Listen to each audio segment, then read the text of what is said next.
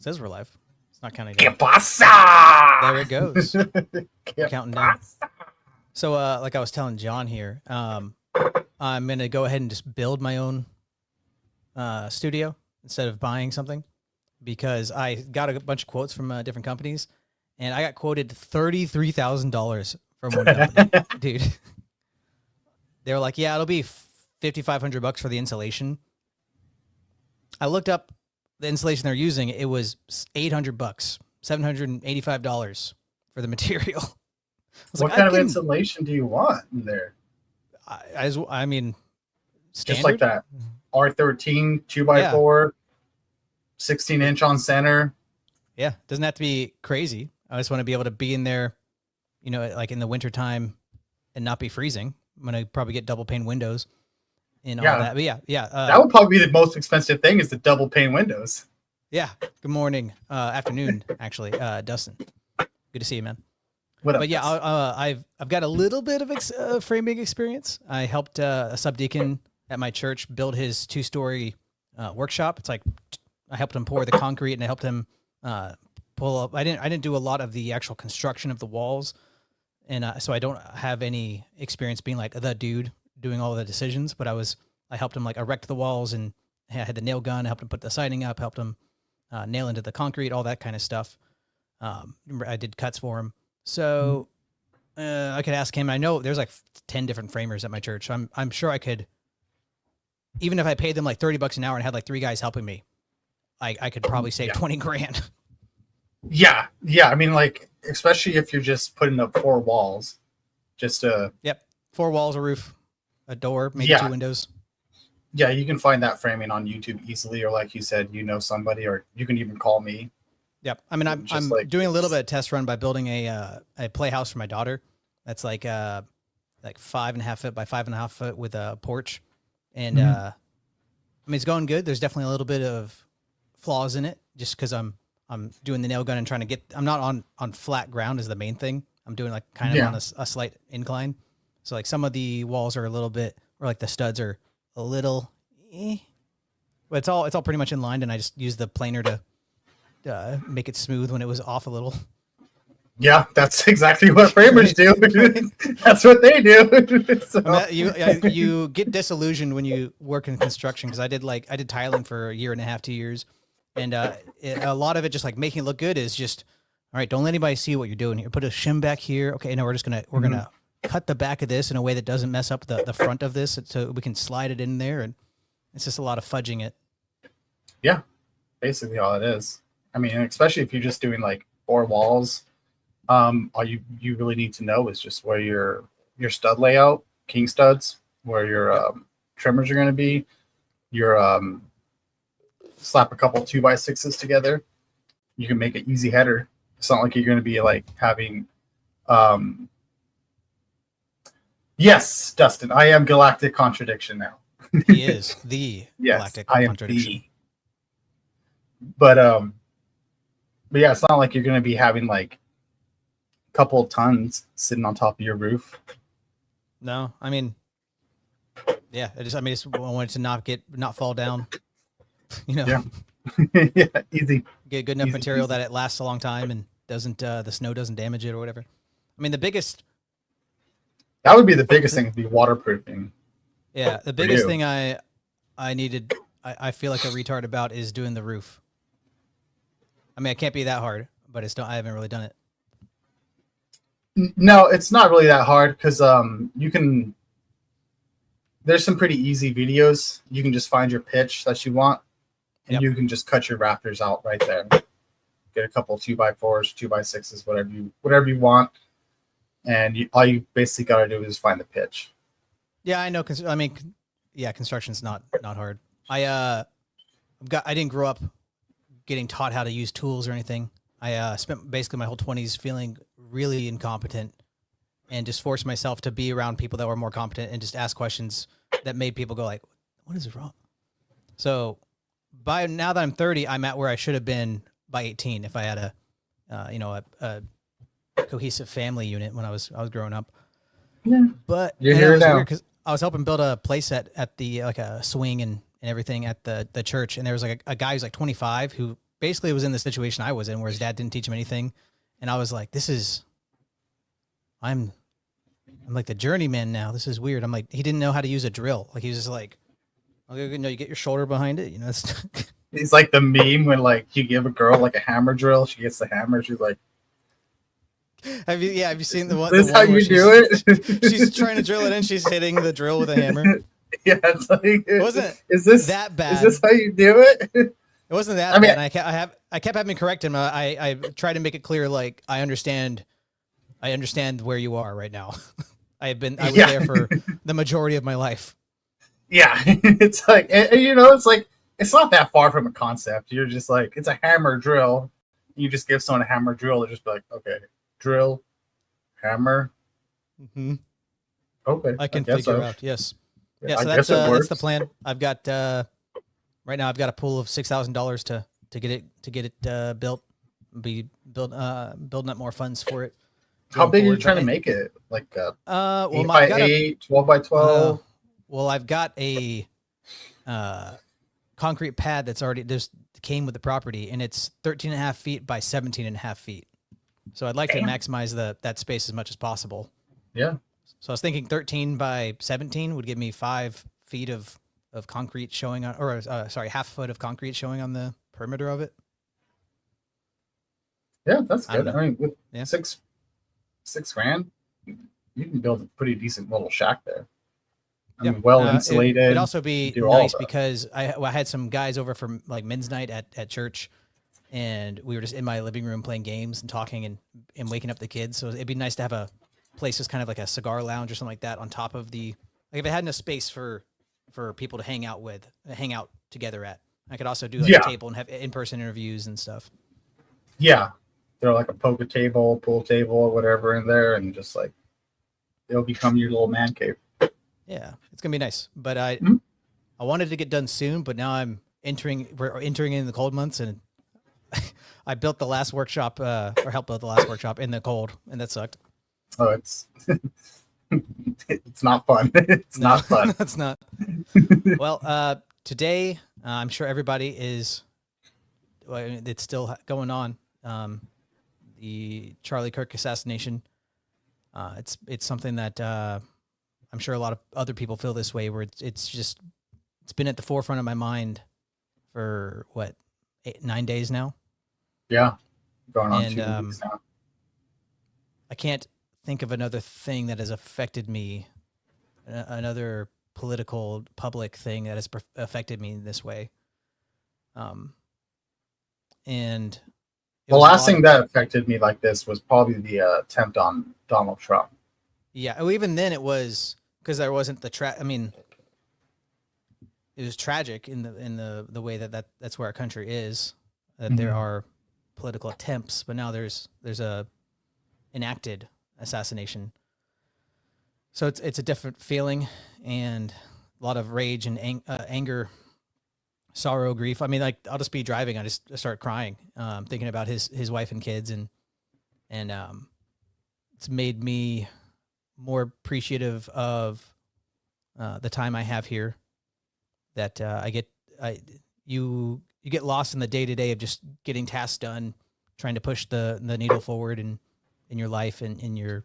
I'm working on my property, trying to do more self-improvement stuff, and that's it's kind of like when I turned 30, but even more of a fire, because he was a year and a half older than me. His kids are the same age as my kids, and it was seeing his life cut so short. It's time to get to work, you know. It's time to. I bought 700 rounds the day it happened, and I put 300 through. I was like, I just need to get more proficient in this. I need to. I've been to the gym 5 days this week. I just need to up the intensity and everything to provide for my family, to volunteer for my community, build the fabric of society needs to come together and hold. And I mean, there's lots of things we can get into. I'm sure you've seen the spiritual revival that's been happening. All these people are coming to some form of Christianity recently because of the Charlie Kirk thing. Like I don't have anything organized, but I have, dozens of videos that we can look through, and there's just people saying I was an atheist and I don't understand why or how, I can't explain it, but now I know I need God in my life and I'm going to church. Or some people like, I'm not going to pray, I'm not going to read the Bible, but I know God has to be in my life in some way.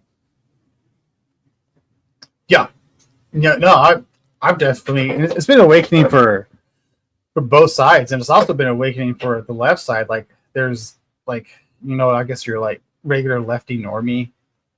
They're, especially from the ones that I've talked to and seen even like online, that this is not at all the direction that they thought that their party was going to be going towards.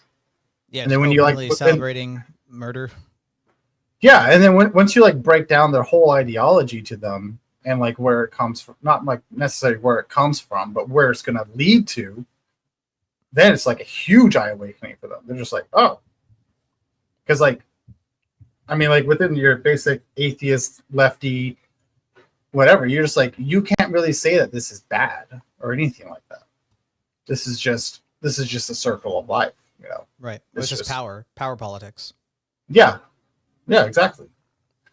And then you start asking like, well, why do you think this is bad? Why is there this urge in your belly button that's just like fizzling, saying, something's wrong here?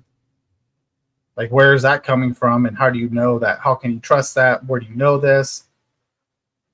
And it's been quite eye-awakening for a lot of people I've talked with.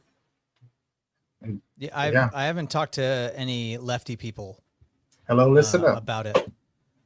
Hey, what's up, Tony? Two people that hey, Tony. Aw.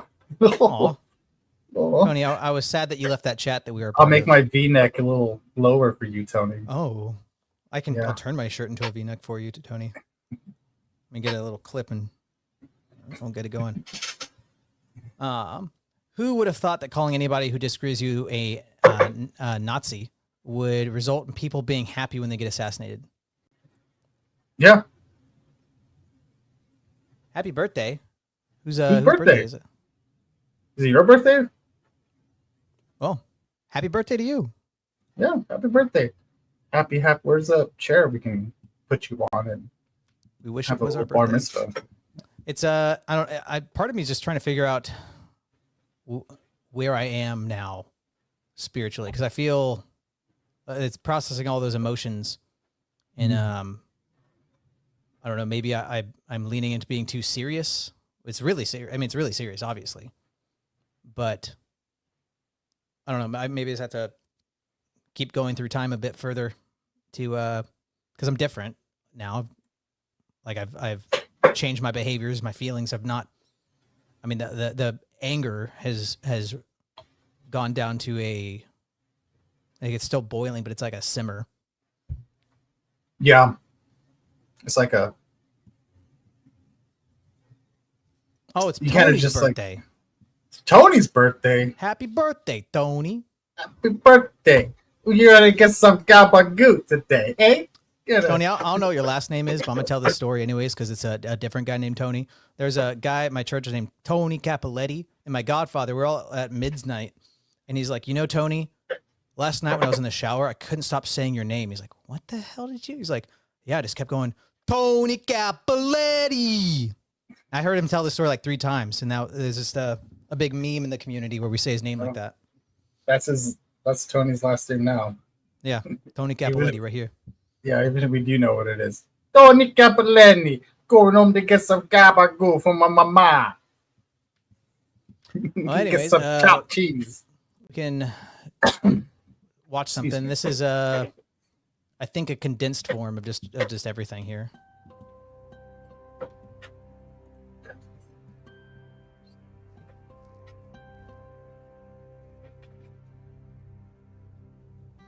Lay down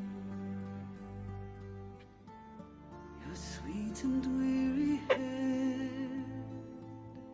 Yeah, I mean, I think security is obviously going to change, and I think it's probably going to be a good industry to be in, is security right now. Mm-hmm.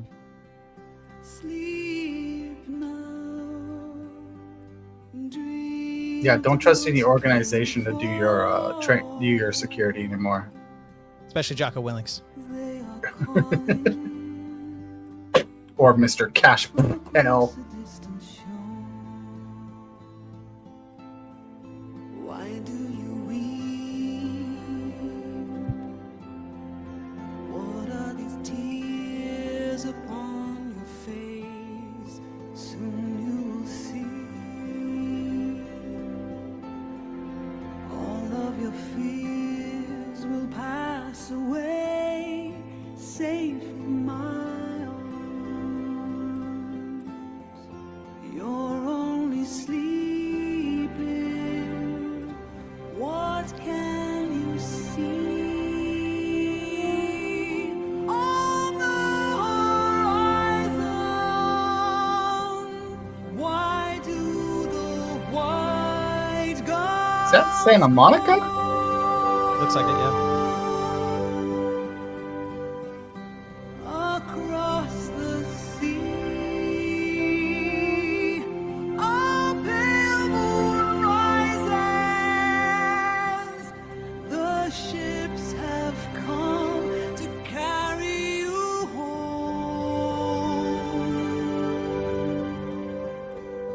100%, dude. Dawn will turn to Hey, Tony. silver glow. While you're eating that hot dog, will you want to tell me if it was Mossad or not?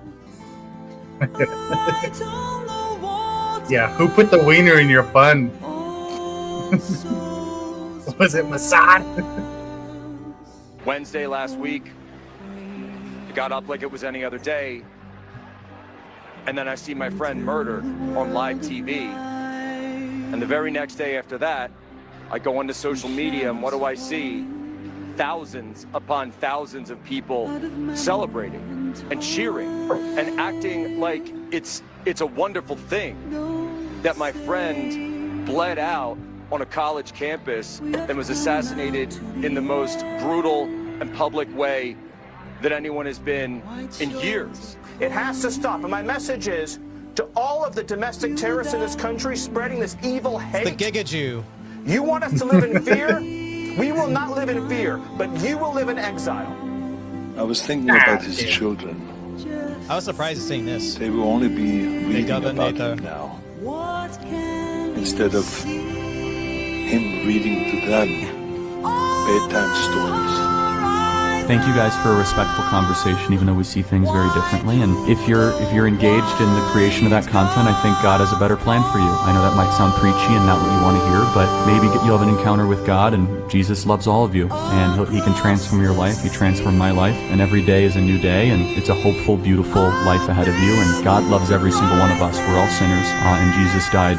I mean, you've for us. definitely been the most respectful one that I've seen. Well, thank you. That's very kind, and I can tell you it's not me. If it was me, I'd be yelling and screaming. It's the Holy Spirit. It really is. I know it might sound silly, it might sound cliche, but Jesus has gone to work on my life. And so, God bless you guys. What's up, Yvonne? Oh, well, Mrs. Apostate, thank you for the donation. Thank you. Mrs. Apostate, thank you. I'll send John $10 right now so he gets his half. You don't have to do that. Just know it's coming out. You're just taking it right from my kids. Look at that. That's like my daughter. You're taking food out of her mouth, dude. Okay. gosh. Okay. I don't come from any kind of money, and I've never owned a suit before. Gosh dang, My man. wife she bought me this suit. Our anniversary's coming up, and we have a nice anniversary plan. You know, we make a little bit of money now, and I'm proud to say that because that's certainly not where either one of us comes from, and I feel good in this suit, man. There's a lot of this dude And, out there right now. I just want my wife to know Who is this? she made me feel good. You haven't seen this? No. It's a $300 suit. I ain't never had nothing like this before in my life, but I tell you what. Okay, video flip here, so I'm gonna lose some of you. I didn't know Charlie Kirk, never met that guy I was before in wondering my what that life. meant. Dap relation. And Dapper. something else that I've never done That's pretty before in my life is believe in God. Make I'm Dappalachia gonna wear this great suit again, dude. to church. I'm gonna go to church. I'm going to try to be a better father, husband, and leader for my family. Hell yeah. They deserve that. Yep. My phone fell down. I guess that's the devil trying to fuck me up mess me up right He's now. already reforming, dude. I'm gonna try, y'all. Look at this. Who suit. is this? To determine whether He's a or good not man. your society is healthy and prosperous or will be healthy and prosperous, really there's a very simple metric. Did you know that? It's not GDP, taxes, Republican, Democrat, left, right. Story after story after story throughout history proves that healthy societies that will last a long time are societies with strong, stable nuclear families. Let me pause before I go on here. You have your own life to live. And I would add So do extended I. family. And If possible. we will all have different callings in life. Maybe your calling is not to have a family or start a family, not to have a wife, not to have a Maybe husband, you're a monk. children. And you know what's wrong with that? Nothing. Maybe you're a warrior. Absolutely nothing. Some people have different people have different paths. I'm talking about society as a whole. So if any part of what I'm about to say offends you, don't send me an email because I don't care. Let's move on. Is that a portrait of himself behind him? In order to determine whether a society will remain strong and prosperous and continue on throughout the generations, you will have a society, no matter the government, no matter what else, where men marry women, they stay married, and they make babies. Men Hell yeah. marry women, stay married, and make babies. That in and of itself, that is the building block of a healthy society. Did you go to a cabin with Miss Willis? I don't know the context here. Oh, I know this Ever. context. This guy's a Did he do something bad? Yeah, they were sleeping together, and she was like prosecuting Trump, something like that.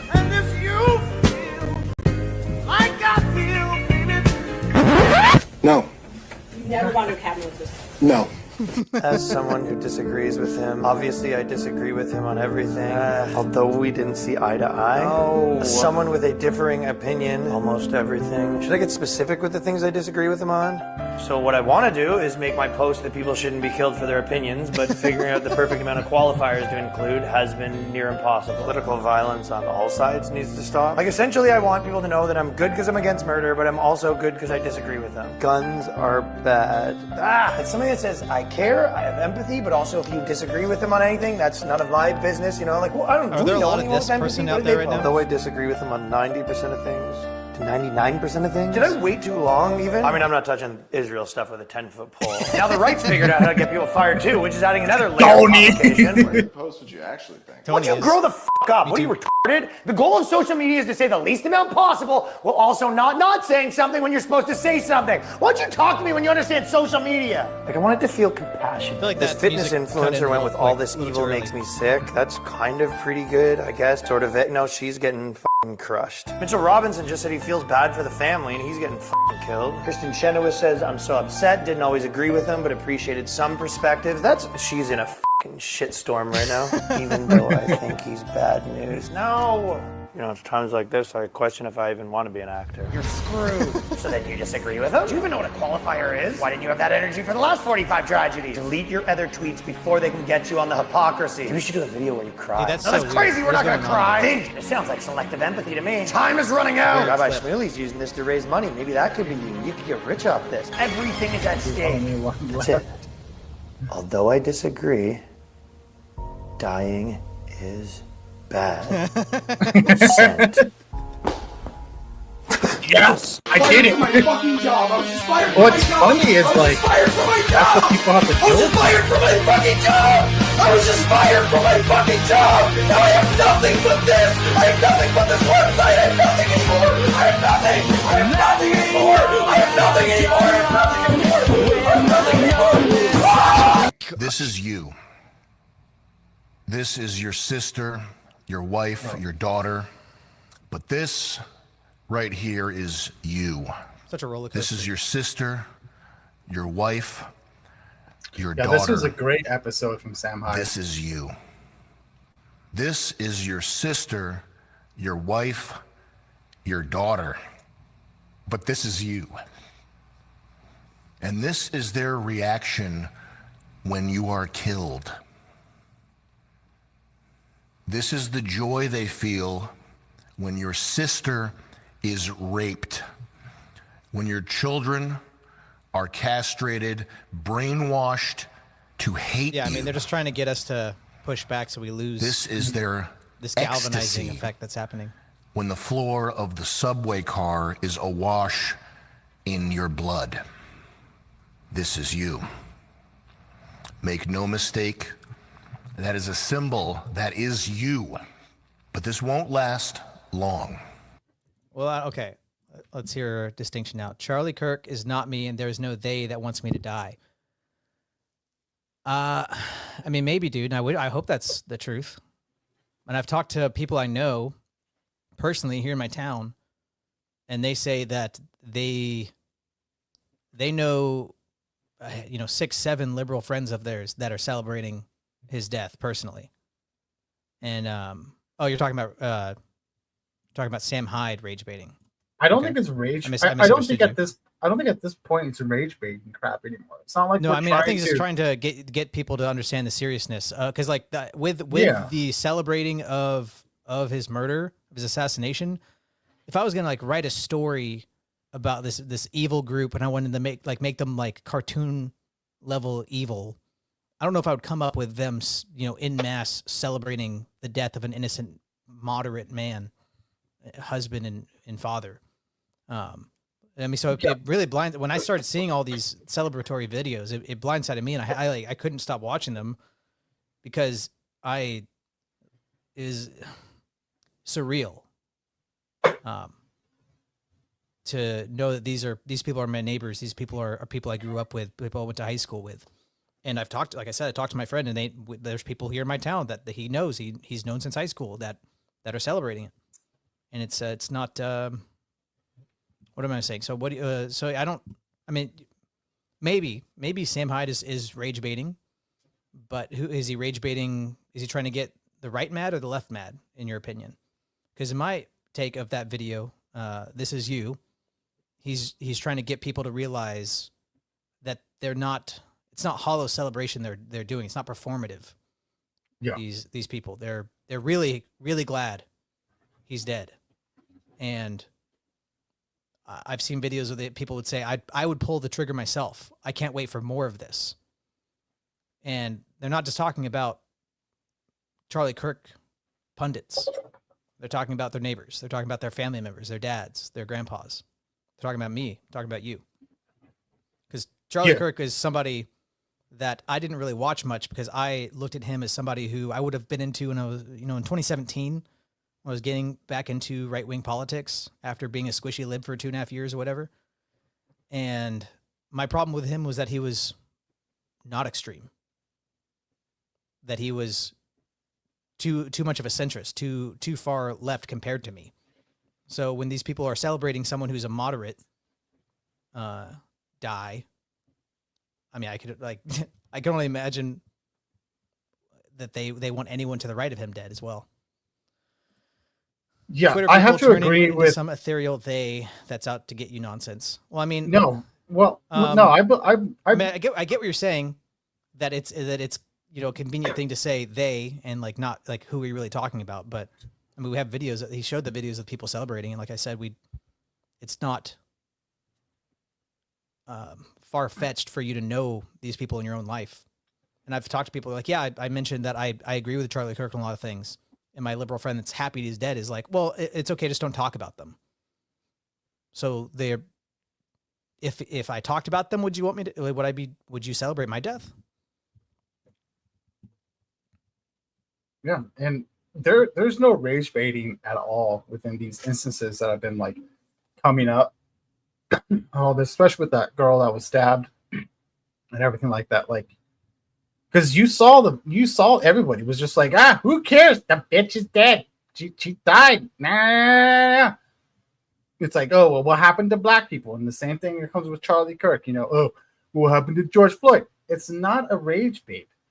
We are merely just pointing out the differences here. They really want you dead. Because I don't know if you go on like platforms or anything like that and actually talk with other people, or if you just kind of sit in your own little precious little bubble that you have at the Laugh Factory, which I highly doubt you've been there. But I've never been there. I'd love to go. I have. Okay, I've been there. I didn't perform there, but maybe he has been there. But anyways, that's aside the case. That still doesn't point out the difference that they're just picking people off one by one. And we're just supposed to sit here, and then when we talk about it, it's like, oh, you're just rage baiting. You just want to talk about the bad things that are happening. That's just retarded, dude. It's absolutely retarded. And this is the whole point of us like trying to like I 100% agree with what Steven Crowder has had to say about this. It's like you should now, the left should expect the exact same, should expect violence from us. If you start trying to pull this, then it's time to retaliate. And I'm not saying that as in like start going off, but right, well, that's the danger, which I can agree with what I think Distinction is getting at with the turning people on the right. It's ridiculous. It's turning all the conservative people into tiki torch hood wearing Klan members. I mean, I think that is what the left is trying to get people to do, right? They're trying to radicalize us to lose power, to make us. I don't know if you're gonna if us is okay word, but the people on the right, the conservatives, normal, God-fearing, non-retarded and retarded people. We love our retards. I'm one of them, so I hope I'm included. But that's the danger, is that they push us and we push back, and then that causes us to lose ground in trying to better society for our family, for our community. So they, John, would you like to answer? They, quote unquote, are picking people off one by one. Who is they? Who are they picking off? They would be like what the left is allowing the citizens to do. They are allowing this to happen. They are letting people off on crimes. They are allowing these assassination attempts, allowing these assassinations to happen, and we get nothing out of it. Because I mean, like every single one of these things that has happened up, like let's start from just like from Trump's. We don't know nothing. Everything that the officials have said has been total BS. Every single thing. I mean, I can break it down into detail. No one's allowing this. If no one's allowing them, then what are you talking about, dude? This is totally an allowance. When you have this rhetoric going around, you should punch a Nazi, you should kill a Nazi. Oh, yeah, these are people are crashing. Like, you are allowing this to happen. You are allowing it to happen. No one's coming out unless you're going to be like Destiny and just be like, well, I think that Donald Trump should come out and just say, everybody cool down, and then everything will be cool. Fucking retarded, dude. And then you over here like, oh, I guess all of us right wingers are just, we're just going through our closets and like, oh, here's my Klansman suit, guys. Here it is. I guess it's time to put it on. Is the distinction in QAnon? I didn't know that. Maybe you're making a joke. Either way, it's funny. But I mean, I understand what you're saying, distinction. But I like what Yvonne said. Where to go? If you don't see, I had it start. Where to go? I don't have it. Where to go, Yvonne? I have my freaking mic in the way right in front of the chat. Basically, it said if you don't see that there's like a group phenomenon going on, then you're blind, is what Yvonne's saying. So I do understand that there is a spectrum of people who are co-opted and brainwashed and moderate, and there's people that, I don't really feel anything about his death. And to be fair, there's a guy I know and love who's baptized with me that I've talked to, and he is on the right, and he's more of a doomer than I am, but he's like, yeah, I don't really care. Like, it hasn't affected me. I'm not keeping up with it. Like, yeah, it's sad he had a wife and kids, and it's really sad, but I haven't been affected emotionally in any way. And that's that's definitely not me. I've been extremely emotionally affected. It's too serious. Where's Nadim? Did you, have you ever seen Good Will Hunting? One day I went to go pick him up, and damn it, he wasn't there. Yeah, he's doing great things, I'm sure. Finally left this, whatever the hell is going on here. Yeah, and you can't say that it's rage baiting when, like, I can show you stuff of children, like, begging for the unalivement of Donald Trump. Oh, it's Anson. You can't. That makes sense. You can't say that anymore. I mean, if somebody came out and was like, and socked Charlie Kirk right in the face, and then we're like, oh my God, blah, blah, blah, blah. You may as well come out and just shoot him. Blah. This is too serious. Should have tipped me off. But if he had said, you're not funny, I would be like, oh, hey, it's Anson. Good to see you, mate. Oh, Anson. Been a long time. You got a sock account? Yeah, it looks like it. Well, let's continue on with the roller coaster here. And back to the rage bait, I suppose. They can't help themselves because they're so ugly.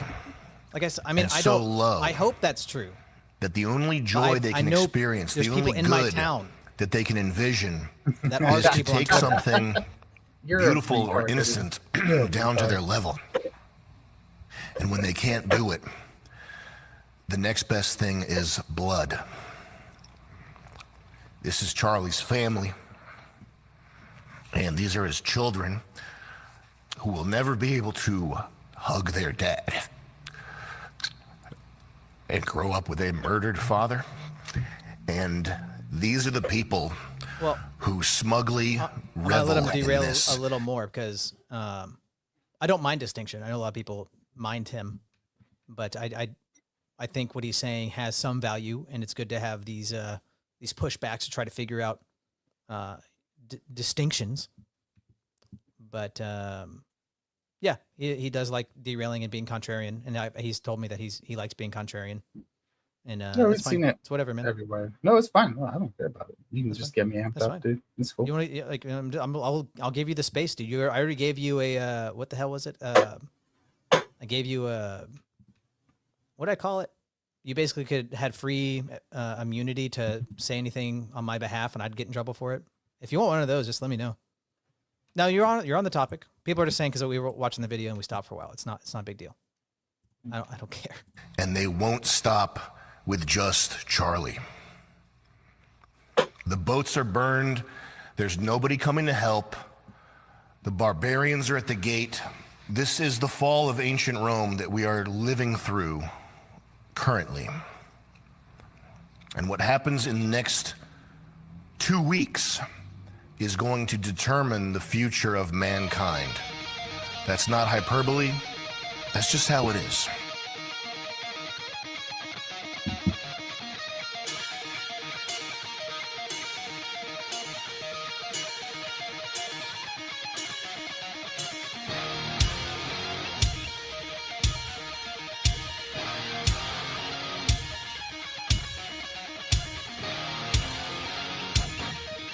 I hope it's hyperbolic.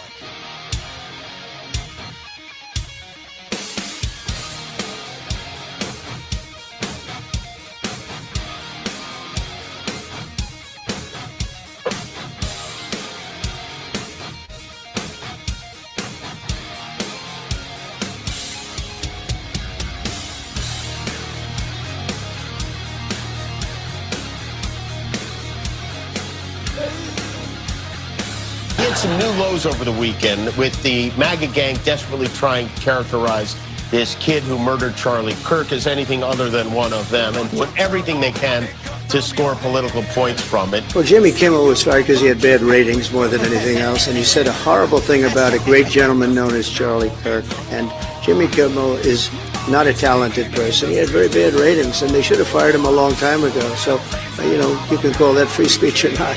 He was fired for lack of talent. I saw people posting, "We are Jimmy Kimmel," and like, "Congratulations, the right. Congratulations, MAGA. You've made 1 million Jimmy Kimmels." And I was like, "Oh no, Oh no, 1 million unemployed, unfunny people. Whatever will we do?" Broadcast TV is not like YouTube or a podcast or something.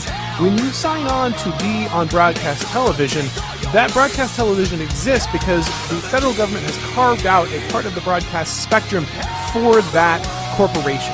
And the deal between the federal government and the corporation is you get to broadcast on these airwaves that are otherwise public domain because we have an agreement that you're going to behave in a certain way. You have to provide a public service. You have to educate the public, let them know what the news is, and you have to be honest about it. And if you maliciously lie, if you knowingly lie, that's actually a listed violation of the FCC's deal with you for maintaining your broadcast status. And so Carr went out there and said, yeah, this looks like it could be a clear violation. And if ABC doesn't do something about this, then there's legitimate grounds to have their license pulled, to look at their broadcast license.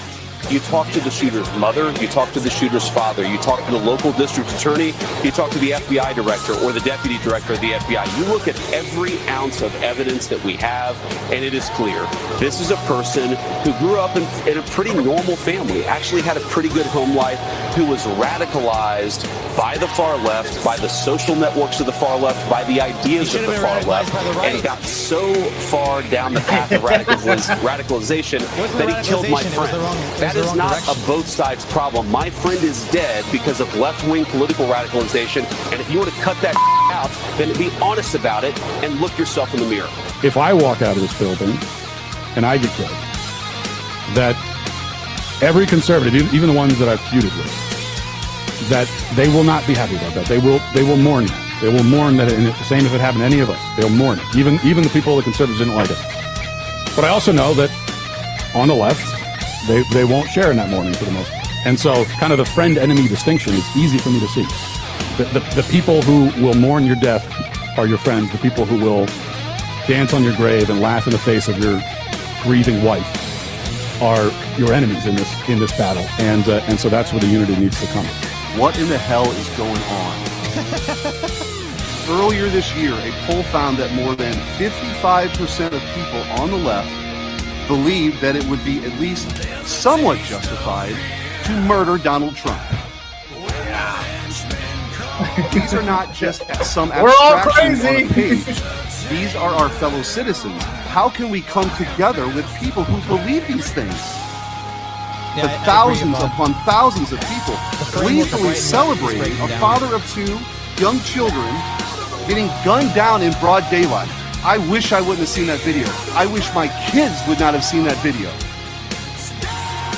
Blue Sky, the left-wing alternative to X, was so overwhelmed with these posts that the platform was forced to issue a statement warning its users to stop glorifying the murder.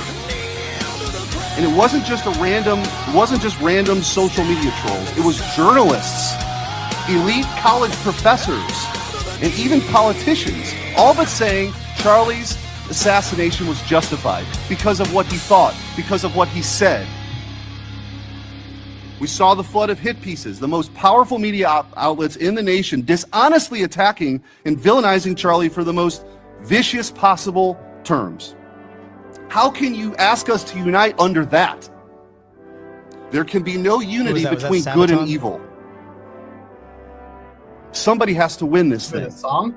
Was that I'm desperate for our country to be united in condemnation of the actions and the ideas that killed my friend. I want it so badly that I will tell you a difficult Not truth. even fake Christian. There's not Christian. We can only have it with people who acknowledge that political violence is unacceptable, and when we work to dismantle the institutions that promote violence and terrorism in our own country. Now, our government, you heard me talk to Stephen Miller about this, will be working very hard to do exactly that in the months to come. We're not always going to get it right. We will sometimes move more slowly than you would like. We will sometimes move more slowly than I want us to. But I promise you that we will explore every option to bring real unity to our country and stop those who would kill their fellow Americans because they don't like what they say. But you have a role too. Civil society, Charlie understood this well, is not just something that flows from the government. It flows from each and every one of us. It flows from all of us. So when you see someone celebrating Charlie's murder, call them out. And hell, Get call them their fired. employer. We don't believe in political violence, but we do believe in civility. And there is no civility in the celebration of political assassination. Get involved. Get involved. Get involved. It's the best way to honor Charlie's legacy. Start a chapter of TPUSA or get involved in the one that already exists.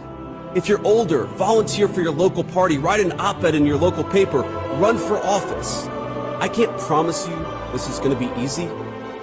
Can't promise you that all of us will avoid Charlie's fate. Can't promise you that I will avoid Charlie's fate. But the way to honor him is to shine the light of truth like a torch in the very darkest places. Go do it. We owe it to our friend to ensure that his killer is not just prosecuted but punished. And the worst punishment is not the death penalty, but the knowledge that Charlie's mission continues after he's gone. St. Paul tells us in the book of Ephesians to put on the full armor of God. Let all of us put on that armor and commit ourselves to that cause for which Charlie gave his life, to rebuild a united States of America. We all know Shapiro do it is not by under telling threat, the truth. right?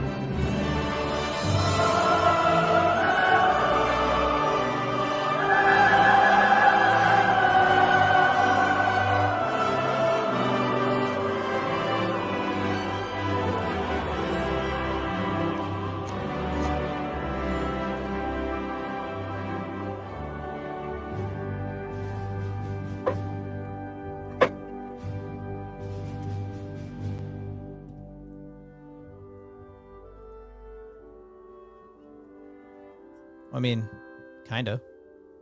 Yeah. He's Roman Catholic. And I think his conversion to Catholicism was genuine. I need one of Jim Bob's beat buttons. Bro, why do you you think he's not being?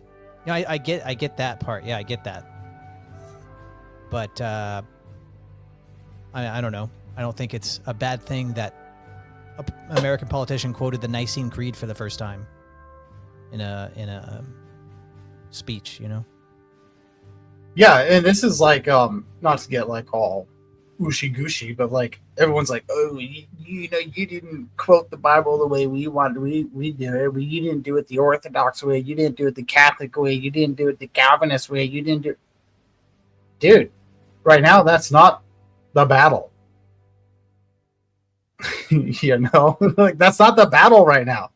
We're not in that fight.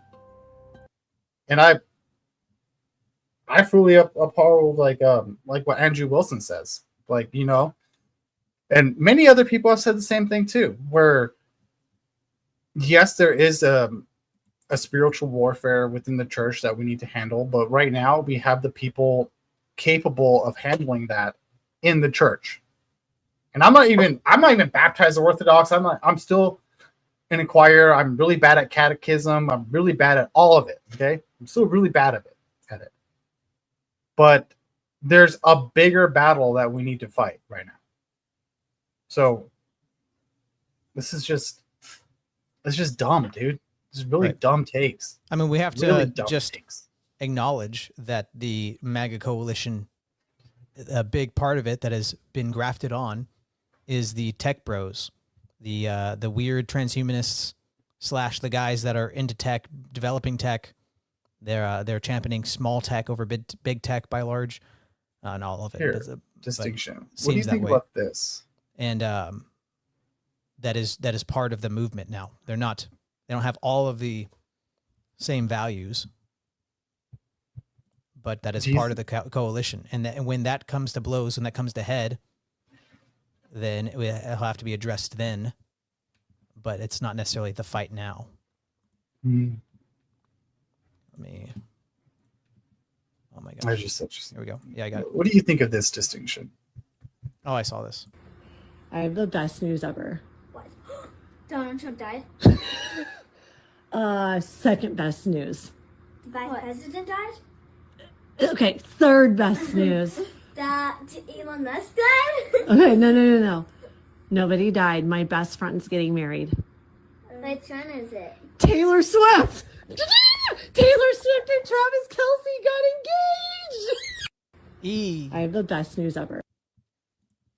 Dude. Yeah, so how are you going to tell me to come on, guys, come on? And then, like, this is what our children are being taught by their parents. Where you say, when, like, imagine, like, coming up into your I don't know if you have kids, okay? And I don't frankly care. And you're like, hey, guess what, guys? Good news. And they're just like, oh, Donald Trump dead? Is he dead yet? Is Elon Musk dead yet? Is JD Vance dead yet? They shouldn't even know. Like, they shouldn't know these people. Like they shouldn't. You just keep kids innocent. That's what you're supposed to do. Just protect them as long as you can. Blue. Sky equals blue. Yeah, that's all you see in your brain, dude. That's all you see. Sky equals blue, dude. Yeah, that is gross. And I don't know if anybody has that lady's information, but CPS. Oh, and what's crazy is like, well, actually, they've already found out everything there is. That guy's actually a Marine officer, and it's already in full investigation. Good. Yeah. Yeah. Yeah, that's basically children. But what you're saying is like that's fine. You're basically saying that's fine. But who are they, John? But who are they?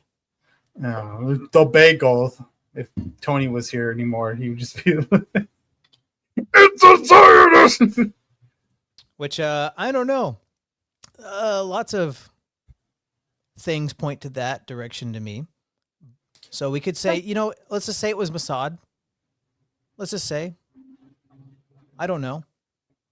But even if it's not Mossad, Charlie Kirk said this himself, that Israel is the biggest donor to like leftist NGOs that are just trying to trans kids and do all this stuff. So, at least in part, the Zionists' power is congregated or distilled into the woke leftist people that are teaching their kids to celebrate when the president of the United States is murdered. Yeah. And that becomes like a bludgeoning tool in their hands, if that is the case. But so the story seems to be that it is a leftist guy who grew up in a conservative home that became radicalized, is dating a man that thinks he's a woman and all this stuff. So clearly been brainwashed on the left. But Zionist power is not the left. I mean, I'm saying that is part of the power of Zionism, not the totality of it, because that is a destabilizing force for society. People that are on the left are actively trying to dismantle family ties, dismantle the fabric of society, right? Just think of the response from the left. That is the problem we can face right now, not the Zionists. Yeah. So I agree. Even if let's just say it's, small boss, big boss of these Zionists, is that because you can look up quotes. I just saw a quote from a medieval Talmudic scholar. Somebody posted it because of Charlie. The quote from like the 12th century was, "We need to kill the best of the goyim." So you can look and see the thread of people, and I'm reading "To My Legionaries" by Cordeniu right now, and it's really startling seeing the Jewish subversion that was happening in Romania in the 20th century. Very very much higher levels than we have here, or at least more manifested in that the Jews there. Or at least however you want to say. I'm people can have cartoon logic. I don't hate Jewish people. I don't have any racism against anyone, whatever. But people that are motivated by a religion that teaches that all Gentiles should be enslaved and dominated and are like animals and cattle, if that is what's motivating them to how they're operating in the world, and those people get power or are able to blackmail or corrupt those in power and make those people an extension of themselves. I lost my train of thought. It's gone. Whatever. But yeah, it's I don't hate nobody. You got to, like you said, distinction, we wrestle not with flesh and blood. So there's these principalities at work trying to destroy us, trying to get us to sin, because that's how we get destroyed, by being so angry that we lash back out against these people that are pushing us, that are killing their fellow citizens, their neighbors, celebrating when they die. But you don't destroy evil with evil. And I'm not saying that we shouldn't prosecute, that we shouldn't hold people accountable. We should. Thanks, man. You're always there for me. I appreciate it. Now I know it's Anson running that account. I agree. Yeah, we can heal a sick culture with the church. So, yeah. Thanks for this. Is apostate coming. I'm doing the Jews bidding. Never thought I'll see you here in our channel, but welcome. Hey, Del John, Redvin, what's up? How do you feel to be doing the Jews bidding? I forgot my yarmulke. I'm not getting a check. I ain't getting a new car or anything. So in the book I'm reading, there was a police officer that beat up and like a dozen high school and college kids. He like beat them senseless. He broke a kid's eardrum. One kid died from his injuries, and the town tried to get him held responsible for it. And he was promoted and given a new vehicle and given a new car because it was the Jewish people in his town that were trying to subvert the society, that were backing this guy up. I don't know if they had blackmail on him or what, but that was the situation. Yeah. So I wish a Jew would have blackmail on me. Therefore, I can get a new car. I don't have a new car. I have like a couple of oil leaks they can fix. Jiu-jitsu's going good, dude. Still don't have my blue belt, but going like 3 days a week. From Left X? You are a tool when you're emotional and have rhetoric like Sam Hyde. So what about Sam Hyde? I'm not telling people to commit violence. I'm not telling people to react. I'm telling people to get proficient in firearms, to start a garden, to be a better man, get up earlier, go to the gym, do jujitsu, do whatever it is that get better. Just do better. It's time to get serious. Sorry, Anson. It's time to get serious. Okay. All right. Yeah. Oopsie doopsie. I know I'm hilarious usually, but can I just be serious for once? Is that okay? No, Wes, it's not okay. Anyways. We see headlines announcing that this horrendous evil act has only made more Charlie Kirks. And may it be so. May it be blessed. I saw this beautiful video of his wife hunched over his body, weeping and telling him she loves him. Rightfully so. Thank you, sir. And she was what? Venerating his body. She was kissing his body. His soul is in the next life. She was kissing his body. This is good. This is okay. This is what we do. This is what Christians have done for 2,000 years. And we venerate the relics, the bodies of the saints. Why is that different? Why is that somehow worse? How is that idolatry? Come to your senses and realize what the Lord is teaching the world, that it's okay to venerate and to honor our leaders, like St. Paul has encouraged us to do. Those who have taught us the faith, the word of God. We consider the outcome of their life. We imitate their faith. Lord is showing us this. Let us open our eyes. Let us teach those that are close to us with love and humility. Look what you're doing here, and rightfully so. But look what we've been doing as Christians for 2,000 years. And you better believe, rightfully so. So if we can venerate and honor Charlie Kirk, you can venerate the Theotokos, the birth giver of God. So you can honor and venerate Saint Paisius of Mount Athos. You can venerate and honor the holy archangels, the prophets, and any of the saints throughout the ages. That's dope. Yeah. We see headlines. Okay, we see headlines. Really good. You see the headlines. But Distinction doesn't see the headlines. Okay, hey, John, who are they? I do believe those of you who are interested in rewriting this hateful man's history are full of shit. Thank you. Is that Ilhan Omar? Yeah. And the lady that was married to her brother? And So she's in a church. Is what it looks like.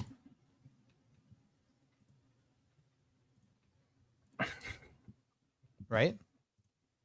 So I mean, it's these people in power, these people that are influenced by them, that are they. All right. Yes. Yeah. But yeah, it's them, dude. I mean, I know that that's such an ambiguous term, and then when you break it down and you want to get all argumentative and you want to be like, well, exactly who the they is, who is they, and you just like, dude, are we not like are we not seeing the same thing now? At this point, like, are we not seeing the same thing? Like, who is they? It's them? everywhere. Yeah, who is they them? Exactly. And it's just like, yeah, and that's why we use the word they, because like it's them and they. It sounds like Distinction would when you say, okay, all right, I'm not talking about everybody, but generally black people, he'd be like, oh, but not all black people, but not all black people. It's called a generalization. All right. Yes. Yeah. Yeah. See, Wes is so much smarter than me. I probably have like a 70 IQ. I'm just. Which, unfortunately, our bro Ubi Petrus would say that you should be castrated, John. That was a sad crash out to see. I don't know if you saw Ubi Petrus's crash out. I didn't, but please don't take it away just yet. I still have to use it. Give me one child and then you can take it away, okay? So Ubi Petrus is a guy I like a lot. He's he's an Orthodox apologist. He makes really good content. And he was obviously very affected by Charlie's murder and was having making tweets that were kind of radical. And he ended up deleting his account because he got into like eugenics, saying that if most crime is committed by people under 90 IQ, so if we sterilize those people, we would get rid of a lot of crime. And I understand where he's coming from, at least in part. I think I do. He's just mad. He wants this shit to stop happening. Yeah, that's understandable. Like, oh yeah, I get that's understandable. I mean, obviously, people really pushed back because it's eugenics, and I'm not a proponent of eugenics. But I mean, I understand his anger and his grieving process right now. Yeah, no, I agree. get it. I agree. It'd be more. I mean, if we're gonna go the castration route, I think it would be more if somebody commits a certain level of crime, murder, rape, whatever, then maybe that's a consequence instead of it being genetically IQ based.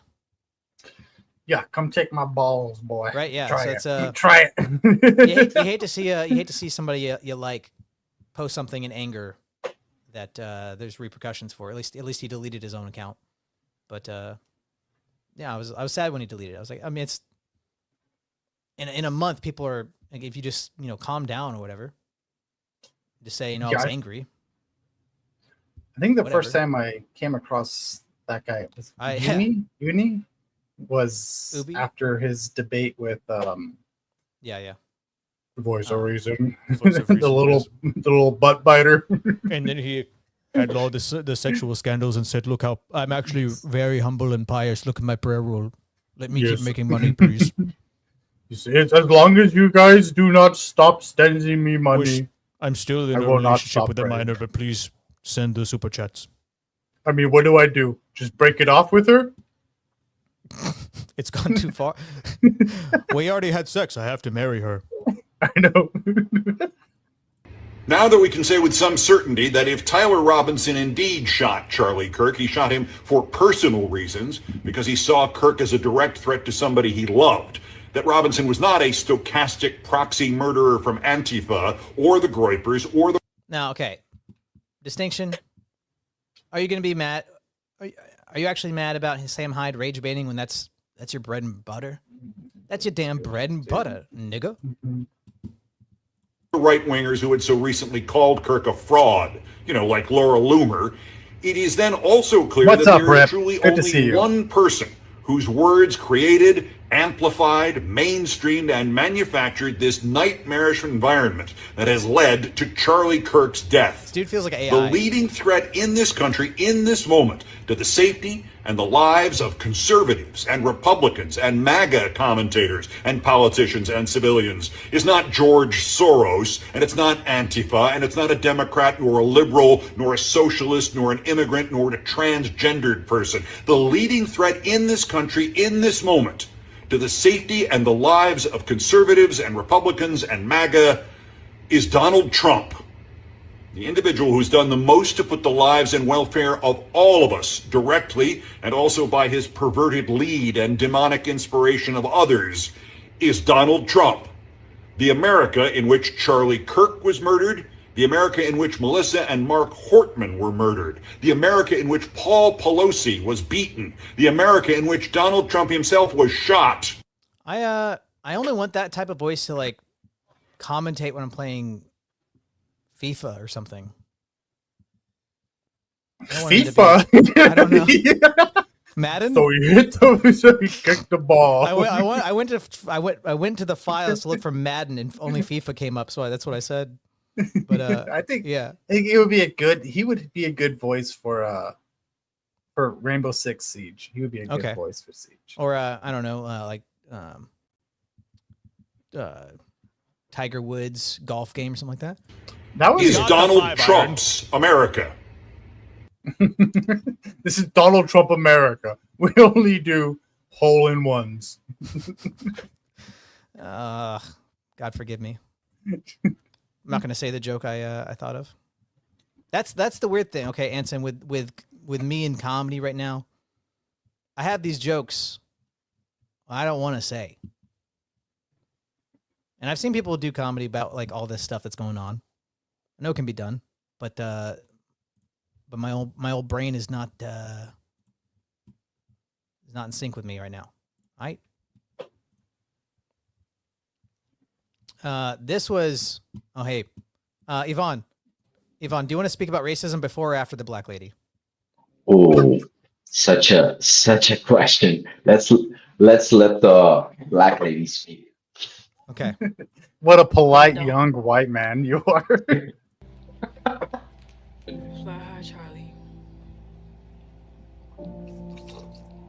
Keziah, God first, family second, then the nation. I can't believe some words said concerning human Jason. What happened to the freedom speech, or is that just for Satan? The land of the free and the home of the forsaken.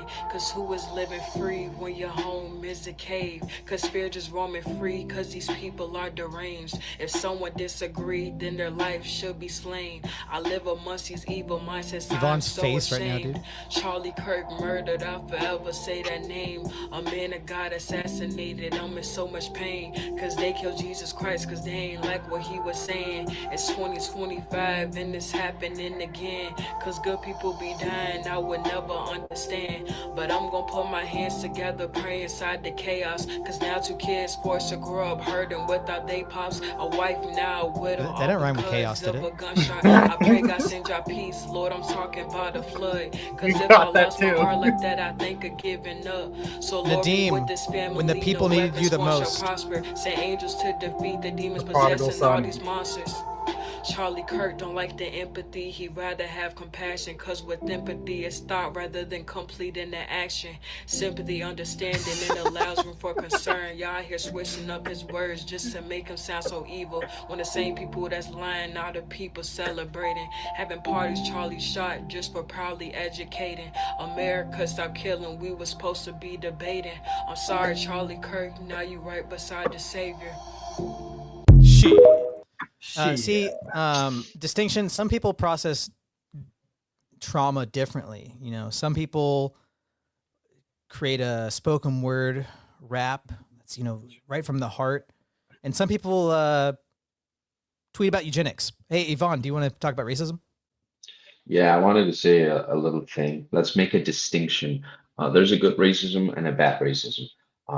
The other day, a girl from work, she's a leftist, she was harassing this other coworker that I have, who's a young kid, like in his 20s, right? Early 20s. And she was saying like something about racism, and he replied, "Can you hear me, by the way?" Yeah, yeah. So he was saying, I don't see race. And like I felt sorry for the poor guy who was just basically being battered by culture, and he's forced to say something as stupid as that. But and the leftist lady, she just scoffed at him like, what a deluded take. And in a sense, I don't want to like take a page from the leftist playbook, but there is a reality to race. And why are you laughing, Westward?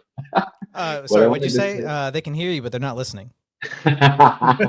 It's Jimbo. So anyway, what I wanted to say is that if you're from a race, you have parents from that race. There's a cultural lineage that you cannot avoid. There's no magic soil. It's not because you were born in America, then somehow you're magically just adopting, you know, these Federalist papers as your guiding principles. And so you even agree if you're the America is not a propositional nation.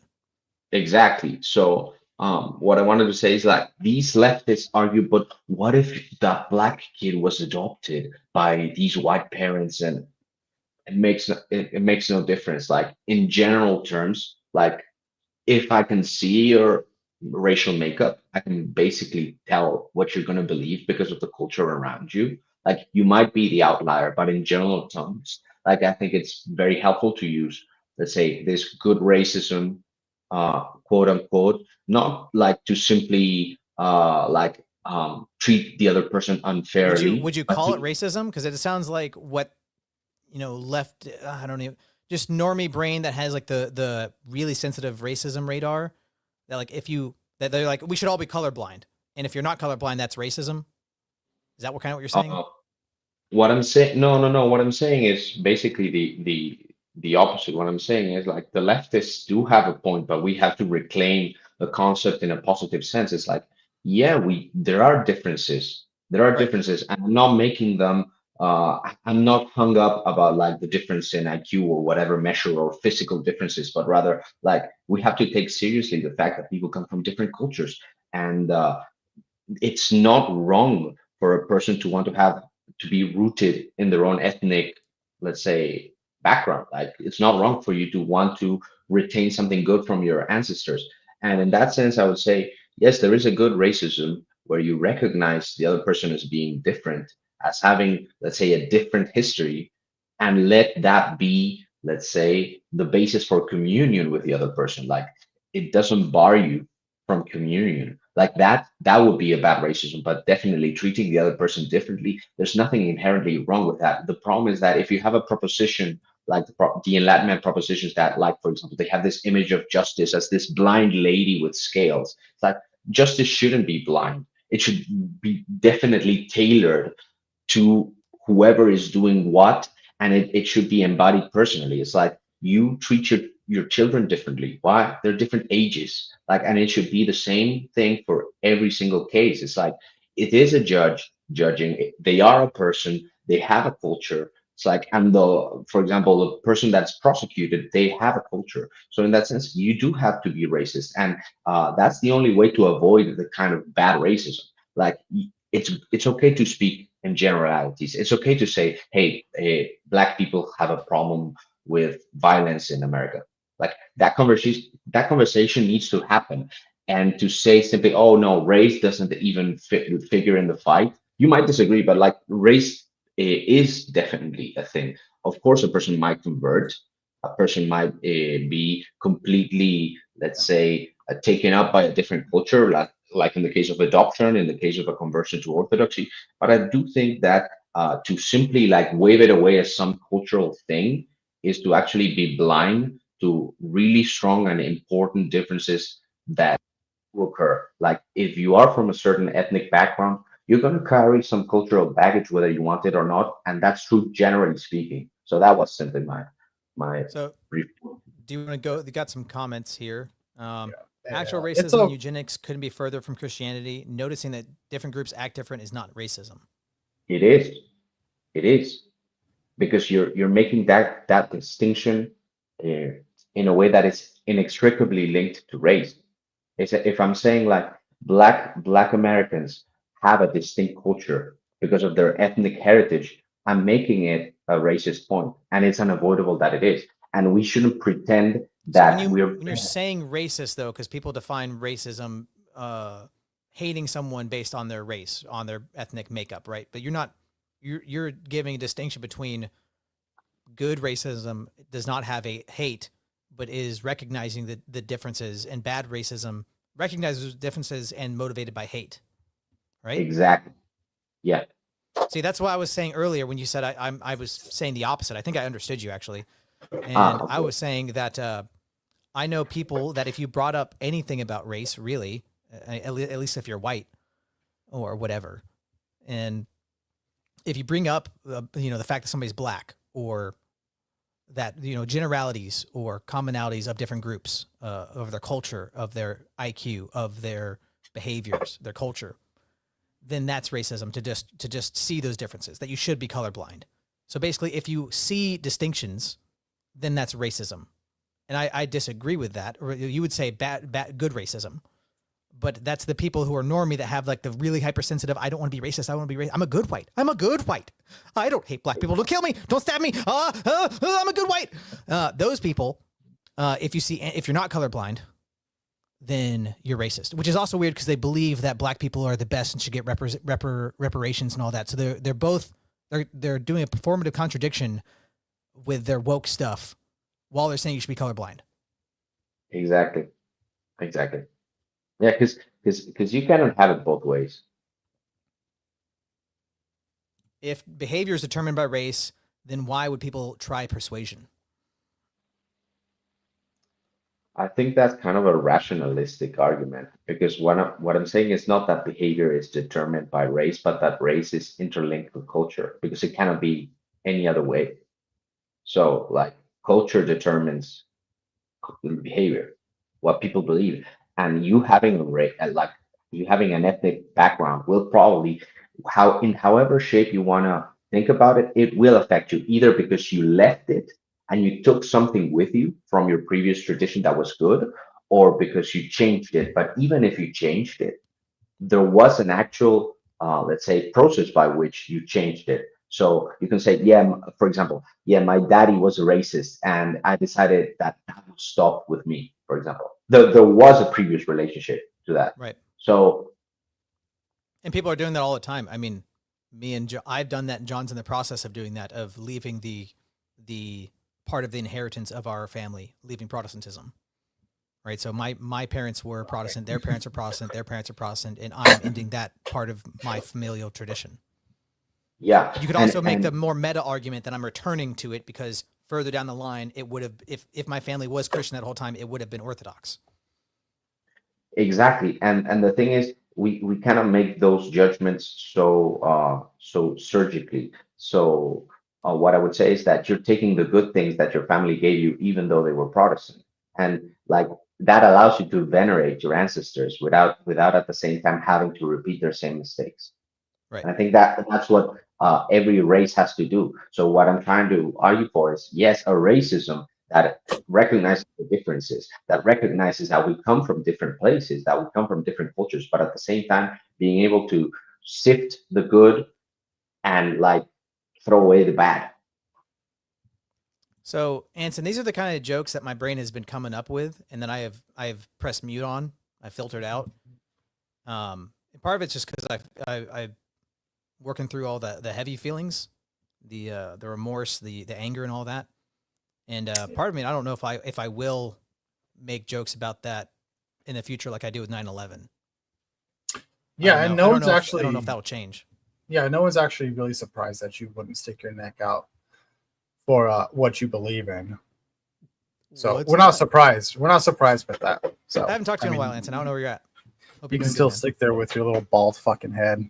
It's cool. I mean, what are they doing? I mean, I don't know. I've come around a little bit on some of the Protestant stuff because I think some of it's fine to listen to, but it's like having a stage and like guitars and all that. Like it's fine to have that in the park. Not good to have that in the nave. But I mean, is it wrong that you want to shut it down? I don't know. It's just like is it good that like people are out there singing about Jesus? But I think when you start talking about like but when it becomes like worship, it's like well, it's like just what we're talking about. Like find the good in it, but don't repeat their errors. Yeah. So go do your own. I guess you could do it in two different ways. Take the good that it's like it's rock music and just go and play your guitar and secularize it or whatever, I guess. I don't know. Or talk about Jesus and not be gay. One of those two routes. Just don't be gay. Just don't be gay while you're doing it. Yeah, and I think like there's a principle. I think that we Orthodox mock wherever we go, like in the sense that like if you can go and evangelize them, like you don't need to be like, oh, you're a heretic and this and that. No. Like you can go simply be Orthodox. Yeah. Got the that's why I came around because like I was looking for the goods and then I found the good. Yeah, I don't know if you've seen, but like Father Josiah Trenham is organizing like an ecumenical dialogue. I mean, it's not ecumenical per se. About marriage. Yeah, about marriage, and I think that's an awesome. Were you heterodox for a while? What was going on? Yeah, I had a bit of a tumble about 2-3 weeks where I was an apostate, and it just happened to coincide with a time where I did a public debate. So like, I mean, the debate is not bad, and I kept it up because it does have a few dark things that I don't want to, let's say, I don't want to purge it as if I'm ashamed of my. Was it to do with the things you'd privately messaged me about? Yeah, probably, but mostly it was about my own misunderstanding of Saint Maximus' logo in Tropoid. Like I'm gonna make a video about it probably on Sunday to explain what happened to me and like a lot of different things that I think will be interesting, but mostly to tell other people just not to follow like the same route because ultimately I was feeling perhaps a little bit. I tried to go too hard on asceticism, and perhaps that's what made me kind of lose a little bit of hope. But another like financial stuff, like stuff that I told you about. But I'm gonna keep that out of the video because like it's not edifying for other people. But anyway, cool. Well, I missed that story arc, and I'm glad that you're back here, man. Glad you're at least through some of the darkness. Glory to God for all things. Yeah. And Distinction Prots are definitely in the coalition. We can still make fun of them, just like we can make fun of the trains, the transhumanists, but they're part of the coalition. Yay! I want to see Jim Bob do a yay. Yay! Or is it like a yay? Or is it like a yay? Or is it like gay? I don't know. Yvonne, you do one now. A yay? Yeah, what's a Jim Bob yay look like?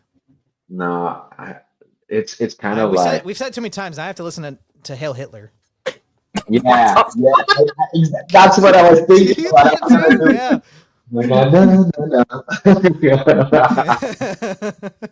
Man, is be able to take my kids from me and that on my bank account.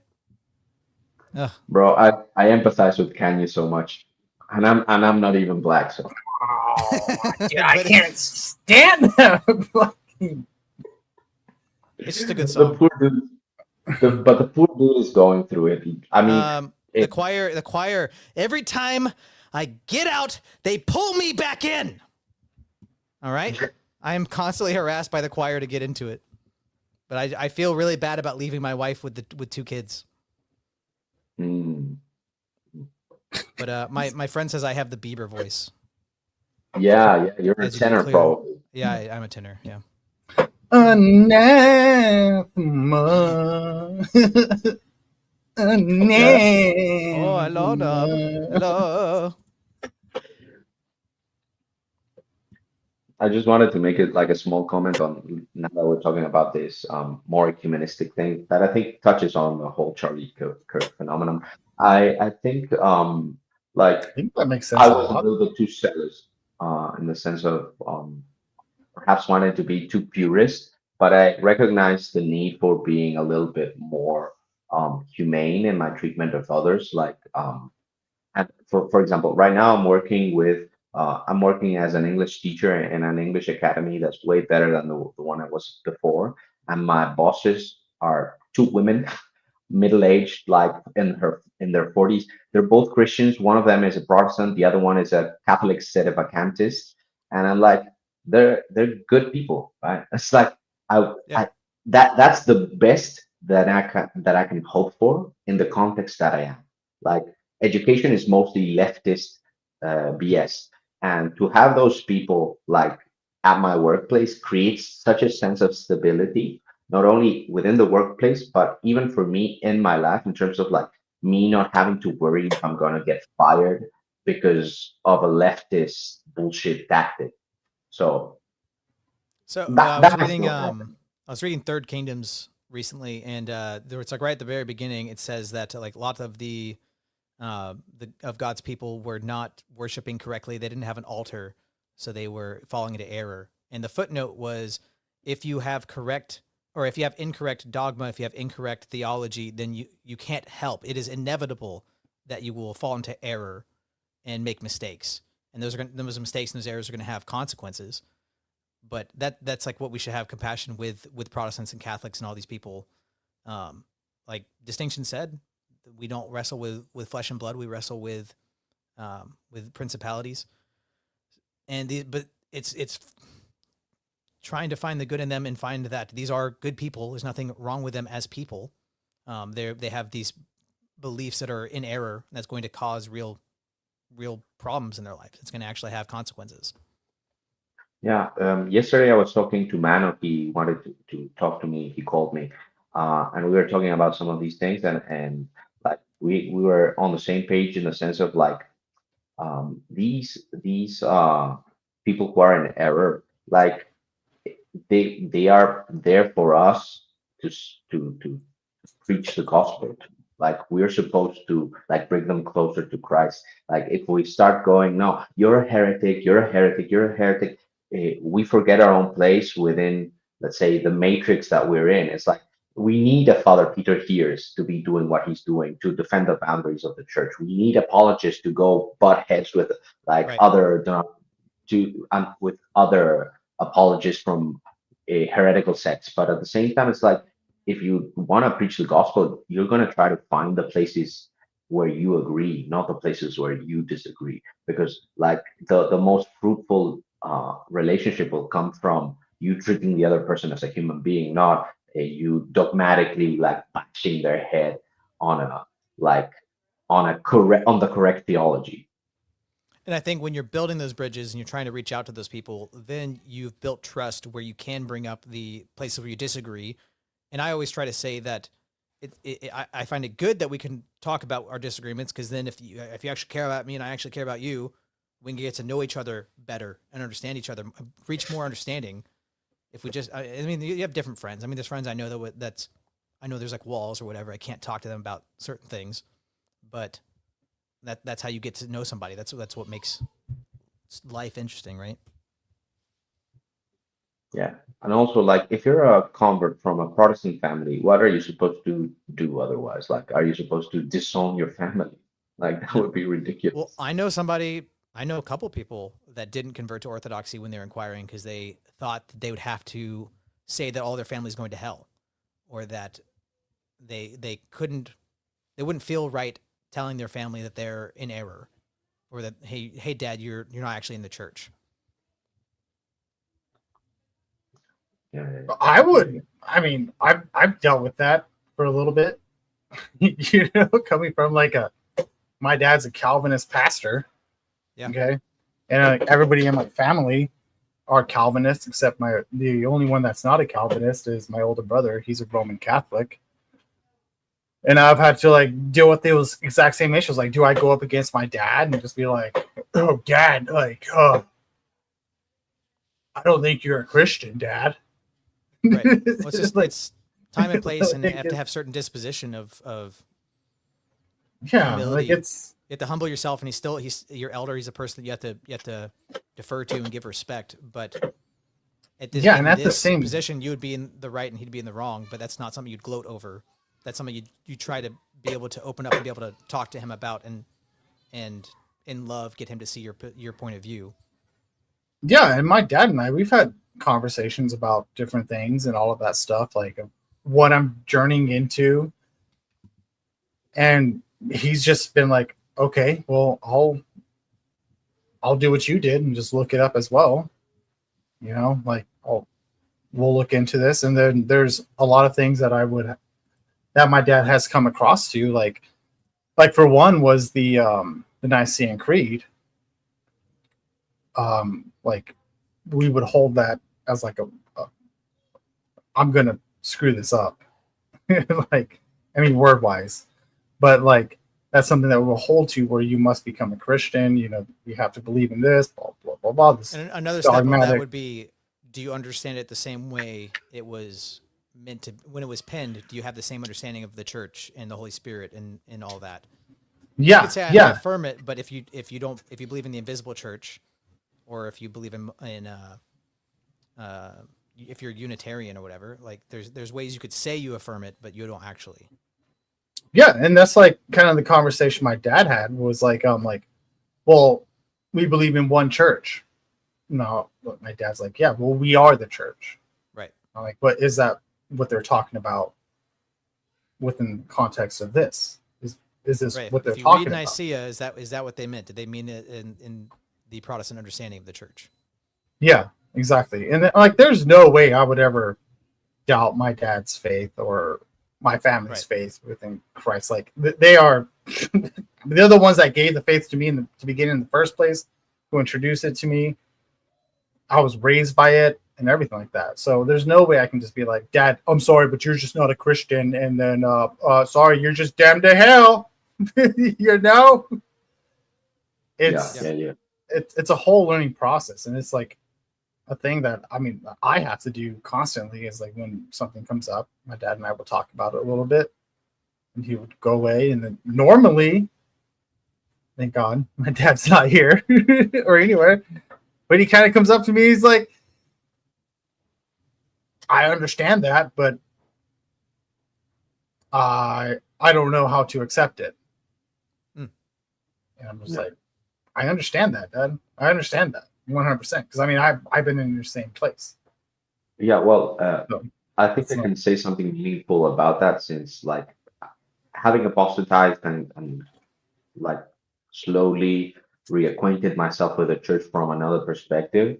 Like I can say that there is definitely some truth in, let's say, the ideas that some Protestant people hold in regards to salvation, like that we Orthodox wouldn't disagree with. Like I definitely do think that some Catholics and some Protestants can attain salvation, but like if I became a Protestant or a Catholic, I would lose my salvation. That's what Saint Theophan the Recluse said.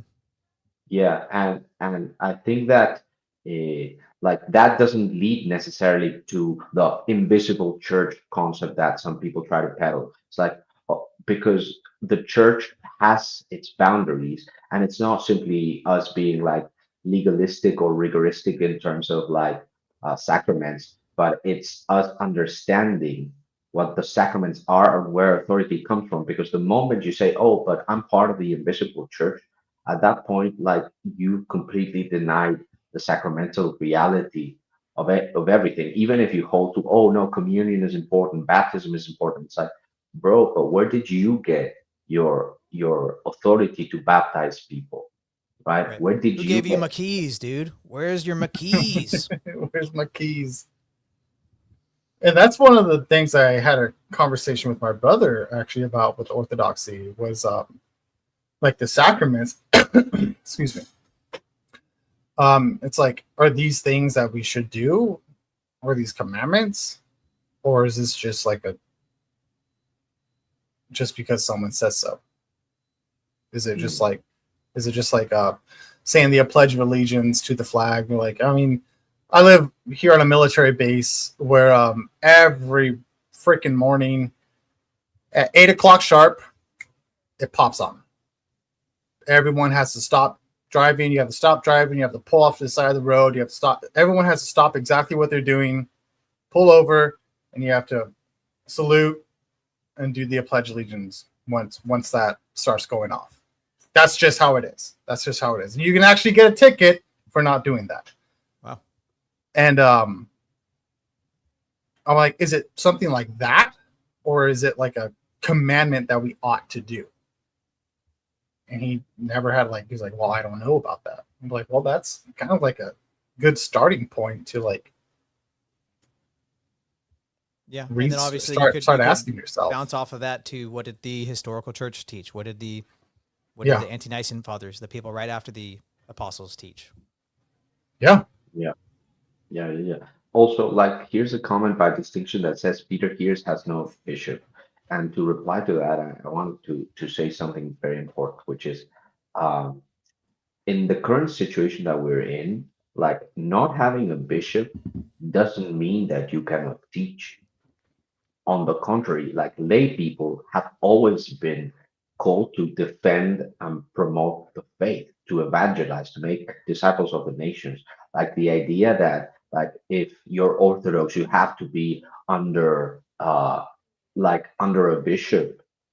That's not only not true for laity, but in the case of Father Peter Hears, it doesn't even apply. You can say, well, but there are no rogue bishops. Priests must always serve a bishop. Yeah, but he doesn't serve the sacraments, does he? Father Peter Hears does not and when he does serve the sacraments, he is invited by other bishops. Bishops and priests co-celebrate with him all the time. Yes. So the idea that he's not under authority, so therefore he cannot speak publicly, that's ridiculous. Lay people don't need a permission, because that's a form of legalism, a form of modernism that tries to make orthodoxy into a system. Look, most Orthodox people don't have a spiritual father. Does that mean that they're not under obedience or that they're not going to attain salvation? It's a ridiculous conception of how Orthodoxy works. It makes an idol of the church. So the whole Father Peter Hears has no bishop is a ridiculous accusation on its face. I think it would be a problem if we were but he really indeed has a bishop. No. He's not under authority because of a political ecclesial problem. But that doesn't mean that he's not allowed to teach, or nor does it detract from the rightful purposes that he's trying to achieve, which is defend the boundaries of the church. A lot of prophets, they were anointed by God, but nobody knew about it. Prophet David, Prophet and King David was anointed secretly. The idea that you need this magical permission slip to speak or to act on behalf of God is ridiculous. But this does not fall into I'm acting on behalf of God because I say so. Right. Or that I can just do whatever I want because of that. Exactly. You have you're wagering your eternal soul on that. It's not that you cannot do it. The problem is that it is proud to think that you can do whatever you want and say whatever you want because I'm Orthodox and I haven't been excommunicated or whatever. We have the example of Saint Nectarios with ecclesiastical politicking going on and decisions by metropolitans and bishops outside of his control. And he's just I want to serve God. I don't know. But everybody's you're scheming, Nectarios, you're scheming. He's I just want to serve God. I do not know. And my spiritual father has been to Mount Athos with Father Peter Hears, and he's very good friends with him, and he has nothing but good things to say. And Isn't that where Mel Gibson went? Yep. Okay. I don't know if Jim Bob's still in the chat, but Jim Bob, I know who you should debate next. Let's get everybody caught up. Then we're gonna have a chat. She stole my I would have idea loved for to a see Charlie tattoo. debate you. I mean, me too. And then somebody down here, JG, whatever, says Charlie would have wiped the floor with her. 877 cash now. Anthony Glowacki says yes, he would have. I don't know why it's out of order like that. And then you say she is so smug and thinks she knows everything. Charlie would have changed her tune real quick. I can be smug. I own that. There are some topics about which I am extremely well educated. Either something I've learned at the high school level, the university level, or as an autodidact. And they are the topics that I discuss on here. I never offer up anything as a fact unless I know it's a fact. You know someone's full of shit when they say You know, autodidact. I'll probably be a little smug here, because when people like you come at me about something on which I'm extremely well educated, I'm a little smug in the reply vids. I enjoyed it, you know, a lot. So here comes this smug here. You think Charlie Kirk would beat me in a debate? Let me tell you something about me. Just like a fat I went to a shit tag charter school that's talented and gifted. I have a high IQ. Where is she? And there is a program in Ohio called the Like a Ohio coffee Pre-Matriculation Matriculation Program, which allows high schoolers to attend college during the summer sessions. I was the youngest person in Ohio to qualify for the pre-mat program. I went in the summer between middle school and 9th grade, and it's usually reserved for juniors and seniors. And I elected to go to Marshall University for my pre-mat, and I was on their debate team. I was 13 years old on a debate team with 18, 19, 20, and 21-year-olds. I'm right, and I got high marks on every debate. And you think he would have... Charlie Kirk flunked out of community college. He never saw any university time. And it's not like he dropped out and just didn't finish. He flunked out of community college. And you think he would have changed my tune in a debate? Please. I would have swallowed him whole. Of course you would, fat Or are you saying that he would change my tune real quick because he's always packing? Fat lot of good that gun did in his pocket the last time he had a debate, huh? Okay, shut the fuck up. Okay. Give. This is. I will give a good summary of what she said, guys. If you can give me the screen here. I like the way it did that. That's nice. Yeah, Whoosh. that was really nice. Am I up? Yeah. Can you guys see this? This is a big fat lady I hated. She said something mean about Charlie Kirk, so I told her, shut the fuck up. Bitch. Why? Can you guys not to say that? It was appropriate. It was John. Was that an appropriate thing to say to that lady? It was. It was mocking fine. his It was death? fine. It was fine. I don't know why it won't let me bring this up. Oh, I saw it. Sorry, Come bring on. it back up. I saw it. Okay. Okay. Is it there? Press. It says before presenting. Oh, boom, boom, done. Is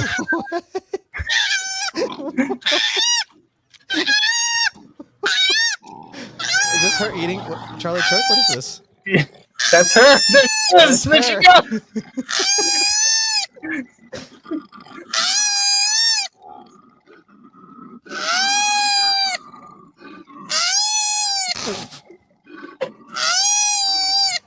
John, the places your mind goes, dude. I am victorious. Look at me, I got syphilis. Oh. I never want to get. She freaking- does look like she can give you. Also, okay. So this is, I don't know if you guys heard about this story. What happened? Boom. Oh, wrong tab. Boom. We don't need a moment of silence. We need a moment of screaming. We need a lot of fucking screaming right now. Things are awful. A man was lynched. A man was lynched in 2025. What? His name is Trey. Is that good or Reed. bad racism, Yvonne? I need to know now. His name is Trey Reed, and he was a human being. He was a son. He was a brother. He was a friend. A brother. Get it right. Where are all you people that say that violence is not the answer? Hey, all you people. We don't need a moment. Okay, so context. It was a black man who was found hanging on a tree because he killed himself. Oh, he put himself there. Oh, okay. He put himself there. And now there are people trying to say we need to be violent and go crazy because of a lynching. He committed suicide. And they're like, why are you mad about Charlie Kirk? This guy was lynched. You ever seen that Sam Hyde? I know I'm rage baiting or being a Jew tool or whatever for bringing up Sam Hyde. I'm a Jew tool. All right. But have you seen the Sam Hyde You Might Be Mike Brown bit? Yeah. Yvonne, have you seen it? Okay. I will grace you with this. This is so good. Not to be a tool for the Zionists. Or a rage baiter. But I am. Or a rage baiter. Mm-hmm. But I am. Okay, here we go. Stop. You're a good come back to rage me. baiter. Well, thank you. There's good rage bait and there's bad rage bait. If anything, I'm too kind. Let's just be honest. I own it. Dustin would tell you. Keep on saying like that and keep going now for myself, guys. Hey, does anybody else here, who's angry about the whole Ferguson thing? Who's angry at white people? Do you guys, quick poll here, just being honest, do you like not like white people? Are you mad at white people? Yes. I hate white people. I'm so fucking sorry for oppressing you. I'm so sorry for being better than you. I'm so sorry for the color of my skin. I just wanted to apologize. But with this whole thing, it's stressing me out too. And I feel like I don't have a voice. I feel like my voice is being silenced as a white man. So I wanted to take this opportunity here to sort of get some stuff off my chest. So bear with me, okay? If it's a little bit racist, don't worry. It's all meant with love and compassion, and I'm sure you're going to appreciate it. So this is kind of a Jeff Foxworthy type thing. You might be a redneck if. This is, you might be Mike Brown if. Okay? So here we go. Number one, if you think it's a good idea to reach for a cop's gun for street cred, you might be Mike Brown. If you assault a convenience store owner and steal a box of cigars and people dismiss it as a cultural thing, you might be Mike Brown. Is this rage bait? Here we go. If you're a 6'4", 300-pound, fully grown man and the mainstream media refers to you as a little boy, you might be Mike Brown. If people get really sad when they heard you died, and the way they mourn your passing is by destroying convenience stores, you might be Mike Brown. If you think if you think the middle of the street is the proper place to walk, Can't keep getting away with it. Guys, keep it going. Mike Sello, guys. Mike Sello. I don't want to lose my job. Get off right now. Get off. Oh, man. Oh, should we watch how... Okay, we're stream sniping. Stream sniping?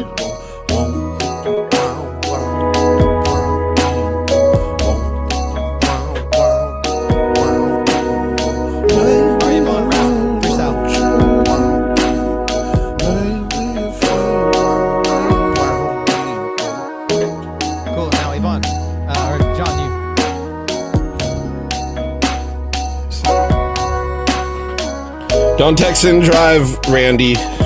Randy! Randy! Randy, don't do it! There's kids on that road.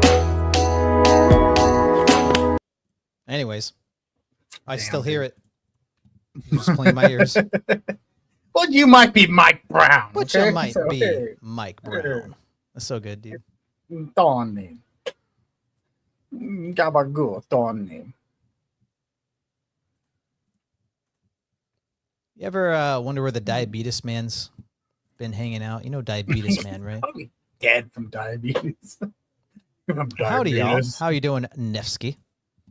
What's up, bro? The diabetes man's still here. He's he living a is? full life despite his type 2. Yet, are you proud to say you're an American? Yes. To anybody who is not one? Yes. I know I'm not. And anybody who is MAGA or just doesn't give a shit about this country, their citizens, or their fellow human being. We used to be someone other countries looked up to and strived to be. Now we're an embarrassment on the world stage. Globally, we're an embarrassment. I don't like how he looks at me like a boomer. And yes, I'm embarrassed. Just give me I that boomer chose look. to be a United States citizen. Back when we were a country to be proud of. Boomers always have that ceiling fan right above I'm not their heads. that proud anymore. It's their ceiling bird. And I'm ashamed to tell Canadians, to tell people from Germany that I'm an American citizen now. Because I made a bad choice. Have you ever thought you might just be gay and retarded? But who would have thought this country would have ended up this way anyway? Oh, Certainly not I. Matthew, it's your dad? So yes. Oh, man. Dad! Praying for you. Praying for him. American. And I'm ashamed of where America's headed. But you guys who are MAGA, I think guys you and who I love are the rich and that you're way, not, but for entirely when they different start reasons. walking all over your asses, taking everything you've got, making you work for slave labor, and they will. Your I'll wages be will working lose. for You slave think you're labor, so I'll making be no the money slave now? of the slave? Wait. Just wait. They're not for you. They don't care about you. Oh, that They reminds fooled you, haven't they? Wake up, America. Right now, it's too late to do anything about it, I fear. I really do. That's what's so heartbreaking. And even if You don't we look afraid to are me. able to get this regime out of power and take back over, You just it's take gonna away his take us insulin from him. years He's like, to fix what they This guy's looked ruined 80 for the last in 20 4 years. short months. Yeah. Guys, we're fucked. Whoa. Hey. This has been your old Uncle Al. Let's stay in Uncle Al. touch. No, don't touch me. Dude, get away. I got into an argument He's got to get deported too. He's out of here. I got into an argument with someone today where they were like, Jesus Christ never rose from the dead because of rigor mortis. Rigor mortis. Because of rigor. People don't know what an internal critique is. They never will. I wanted to say something the other day. Like, I never thanked you, Westford, for inviting me to participate in the Myron Chuck King Build stream. Like, when we were talking about good things about boomers, I completely apologize for saying any good thing about boomers. It's a struggle, and I've been thinking about this. Do the boomers? Will they redeem themselves in the eyes of the younger generation? No. It's not because we don't want to forgive. It's because we don't want to forget. Like these dudes, like they keep clinging on to power for dear life. They're Satanists for real. And well, the thing is, the boomers are ignorant as wee babes compared to us. They don't understand the world that they are inhabiting. They do not understand anyone under 40's life experience in the world that they are navigating. And they have it so easy. And they have the gall to talk. Yeah, and they don't care. This is the reason why the boomers have this giant hurdle for any possibility of redemption. And they look at that guy. He looks at you with scorn, and like he is should be the respected elder, and you're just not giving him the respect that's due. And I would love to, if you deserved it, if you were a generation that was somebody, a people that we could all look up to as an example. You didn't do that part. Yeah, people who were young in the 60s honestly deserve the hate they get. Like they destroyed like everything. Like they made their money and now they're trying to like bar you from it, and they're buying all these properties just to rent them, and they're like, oh, you got to pick yourself by the bootstraps. It's like, bro, I did it. It was 7 Yeah, times easier for you. Yeah. Yeah. But this is not to hate on the boomers. This is just to clarify. It's like, bro, you're still doing it. You keep doing it. It's like, stop offending me. Stop. Like you're talking about the this dude was talking about how America is going to shit. Bro, you built it. You're the one who created this situation. What are you talking about? It's like, Yeah. You're blaming everyone else for what you've created. And the thing is, I want a boomer redemption arc. That'd be rad, dude. I do. To actually look up to them and be like, I can respect you now. I've seen you grow. I've seen you actualize. I don't know if we'll get it. I hope. It'd be cool. But time's running out. All the boomers, their sand is they don't have much sand left in the hourglass. Yeah. Sad. Yvonne over here smoking a doobie. No, this is tobacco, but I'm gonna quit next week. Yeah. Get back to it. Next week's always a week away. No, bro, for real. I went without tobacco for like more than a year. I know I can do it. You feel good? And I mean, I only came back to it because I apostatized, and now I'm like, bro, I gotta get closer to God, but slowly. Like if I cut out like all of this cold turkey, I'm gonna resent myself. I'm gonna take it out on others, and it's like no. I gotta ease up into it because it will be pride otherwise. Don't overextend yourself and lose the battle or lose the war. You gotta fight the battles you can win. You got to push the needle where you can. Yeah, and honestly, it's been good to be humbled this way. Like, I needed it.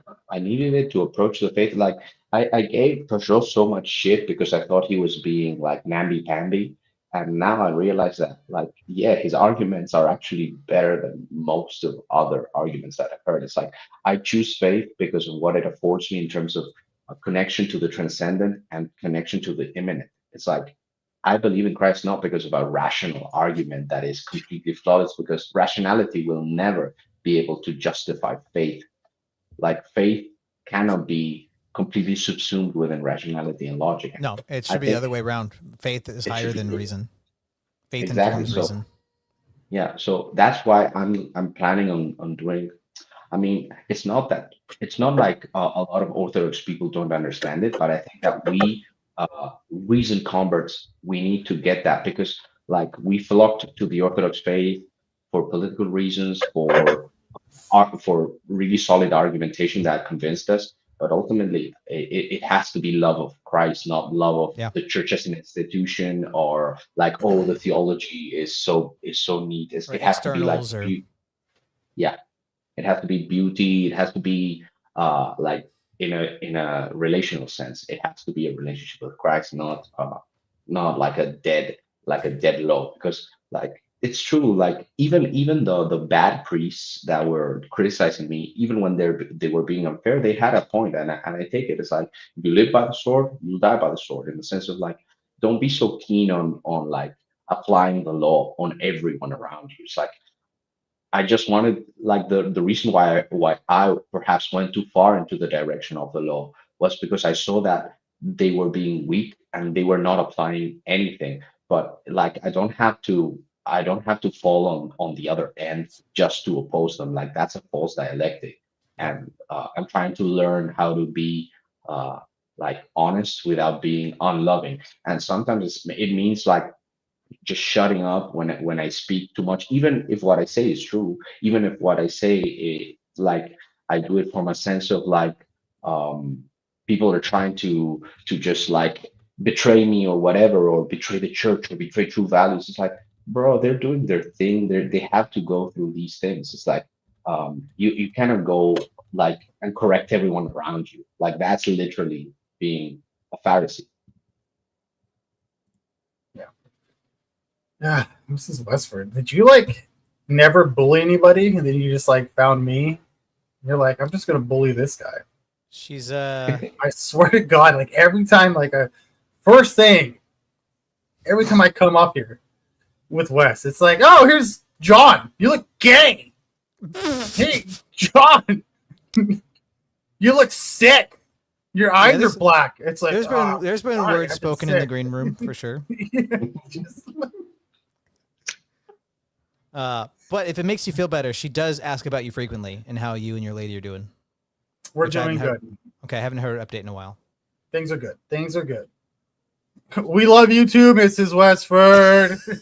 Everybody in the class say thank you, Mrs. Westford. Thank you, Mrs. Westford. But anyways, guys, I do have to go. I have to go in. Today's my brother's birthday, so I at least happy birthday. have to say hello to him.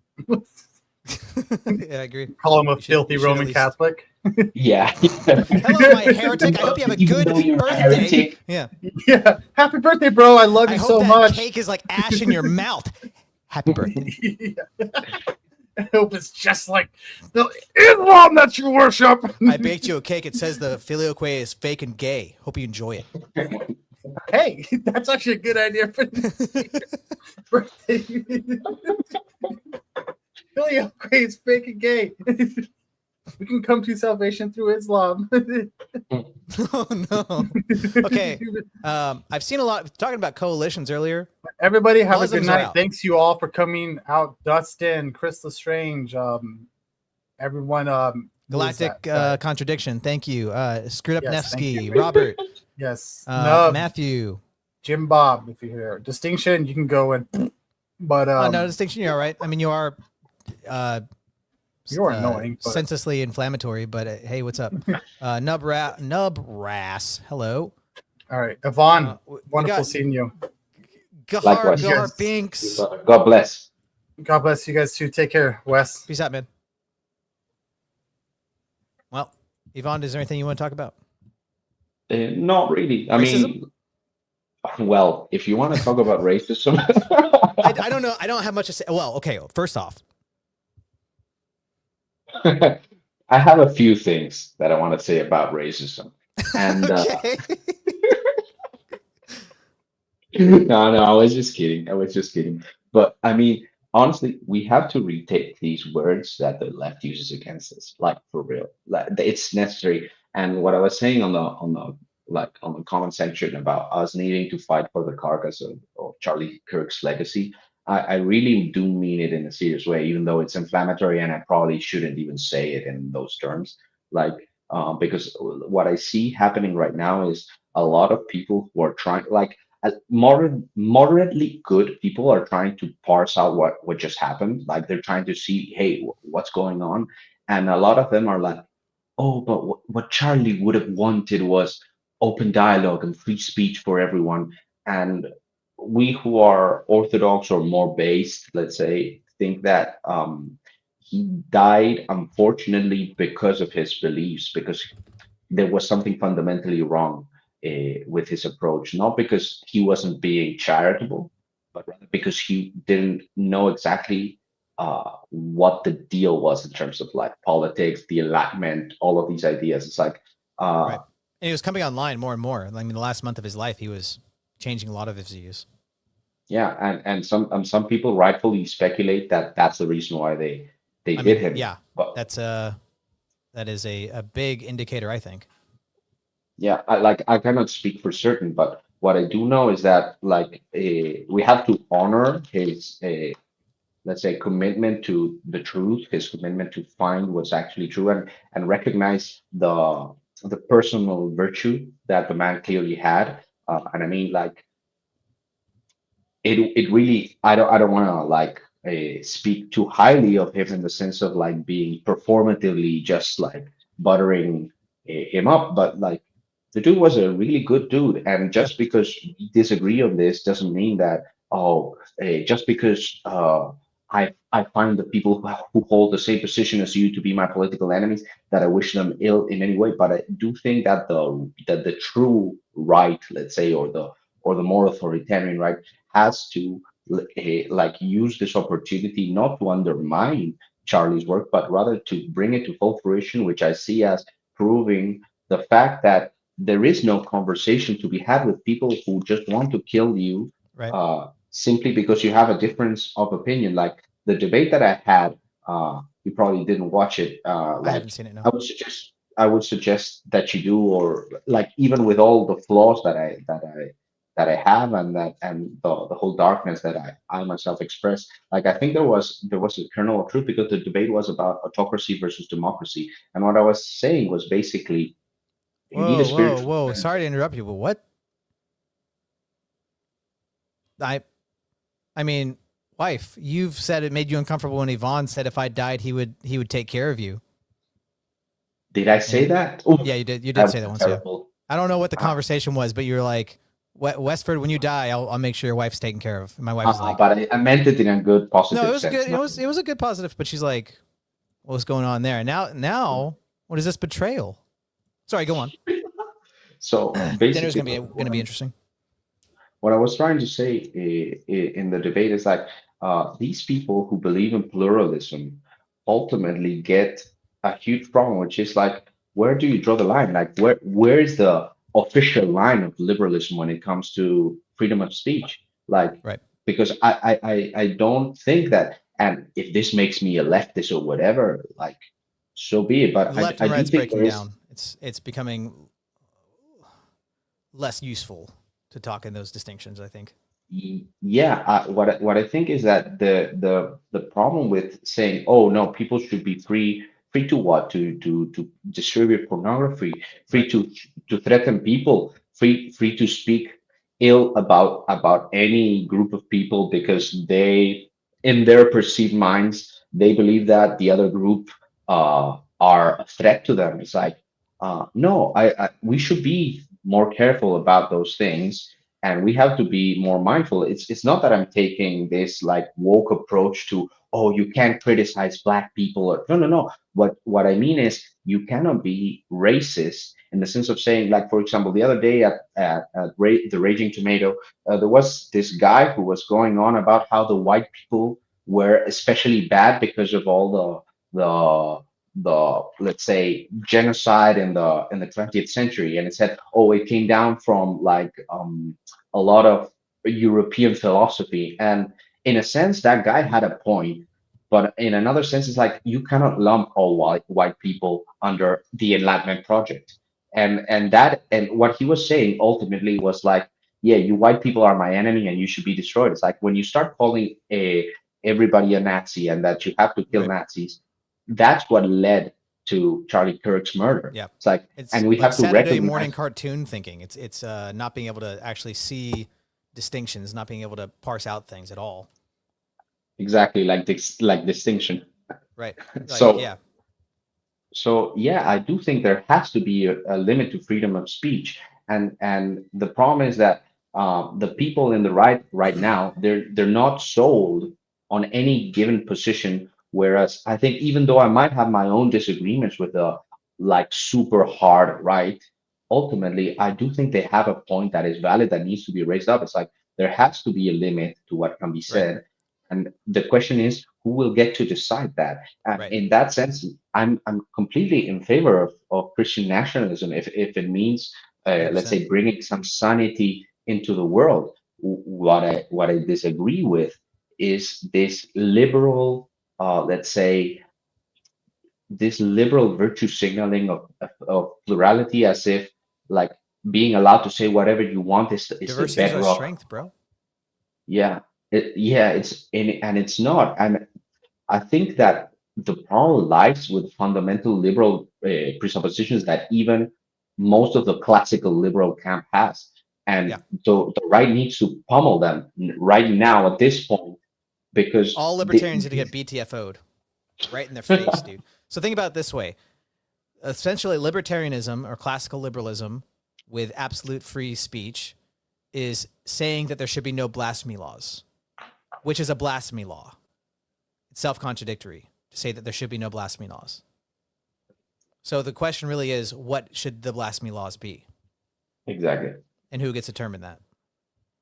Yeah, and we don't even need to buttress it in terms of rationality. We can just simply say, look, this is fundamentally the thrust behind the argument that you need spiritual unity, which is like, people hold positions of power and they exercise their power because of their personal authority. And that's true at every instance of any social structure. It's like, and like liberalism has almost this Protestant idea, besides the deist ideas, that you can simply abstract it into the law as if it was the Bible. Like, I can interpret the Bible. It's Right. like, no, you can't. Not only can you not interpret the Bible, you cannot interpret the Constitution.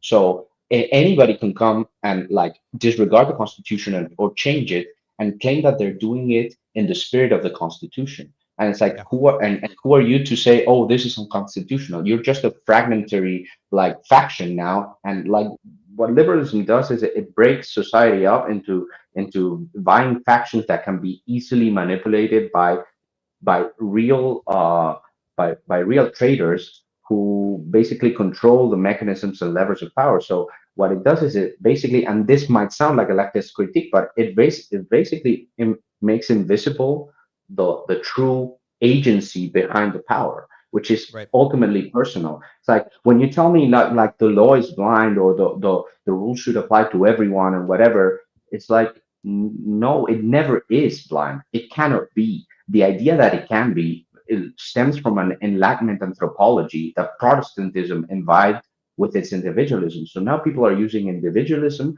to basically justify their own tribe, like dominating over others and calling it virtue, and they call it democracy, and it's become like the de facto religion of the West because my institutions.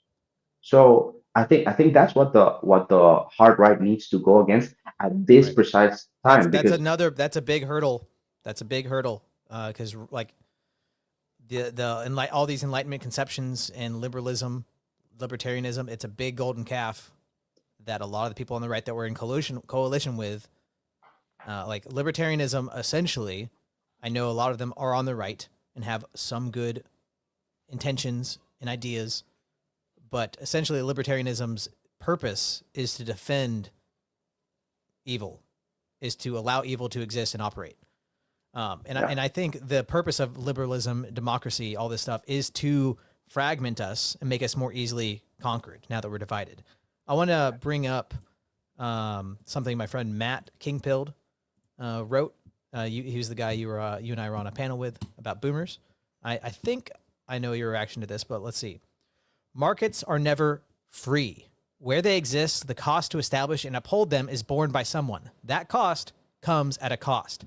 The cost of the free market of ideas is a baseline expectation that particular levels of decorum and constraints upon subject matter are demanded of all participants and enforced by a few, just as an actual marketplace can only exist with a baseline of law enforced by state power.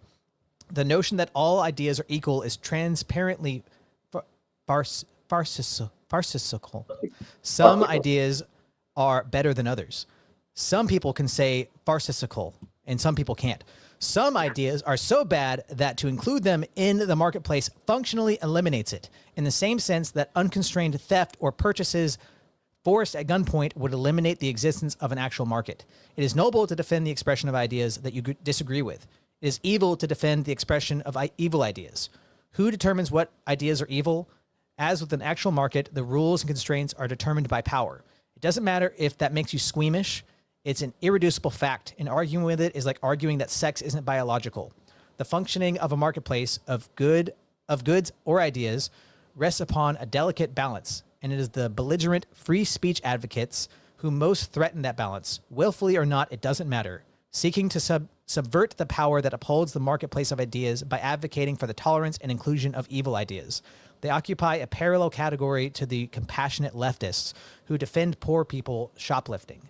They fancy themselves champions of virtue when they're really just advocates of crime. Completely based. Yeah, completely agree with it. I think as soon as you said like when you got into this diatribe, I was like, you and Matt are saying the same thing. Yeah.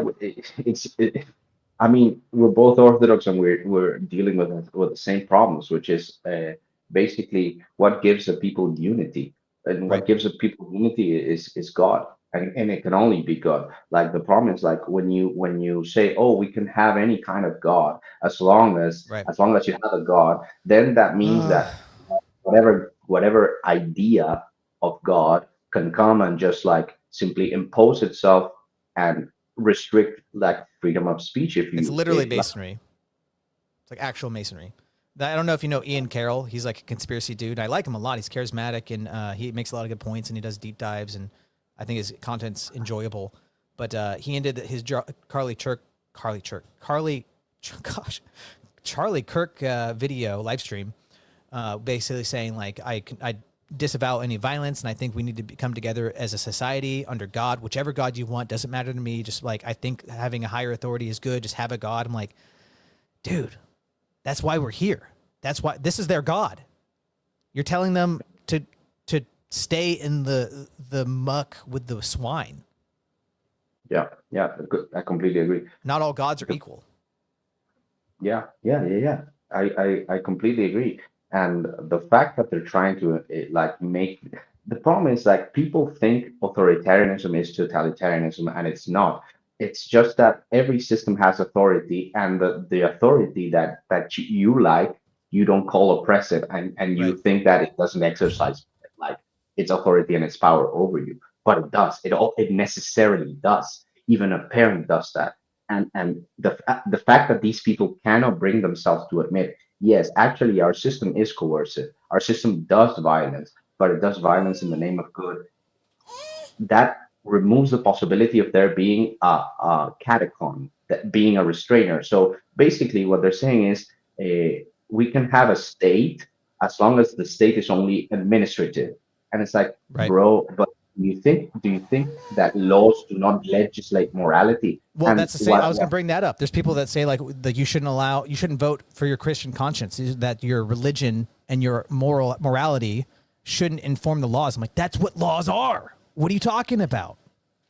Yeah, exactly. And it flabbergasted me when Eucharist said that he didn't think like this was the guy that I was debating and he was defending democracy. He disagreed with the purpose of the law. He thought that politics wasn't about imposing a morality, but actually like helping people come together in terms of like their social organization. And I'm like, bro, that's what it is. The social organization is precisely that.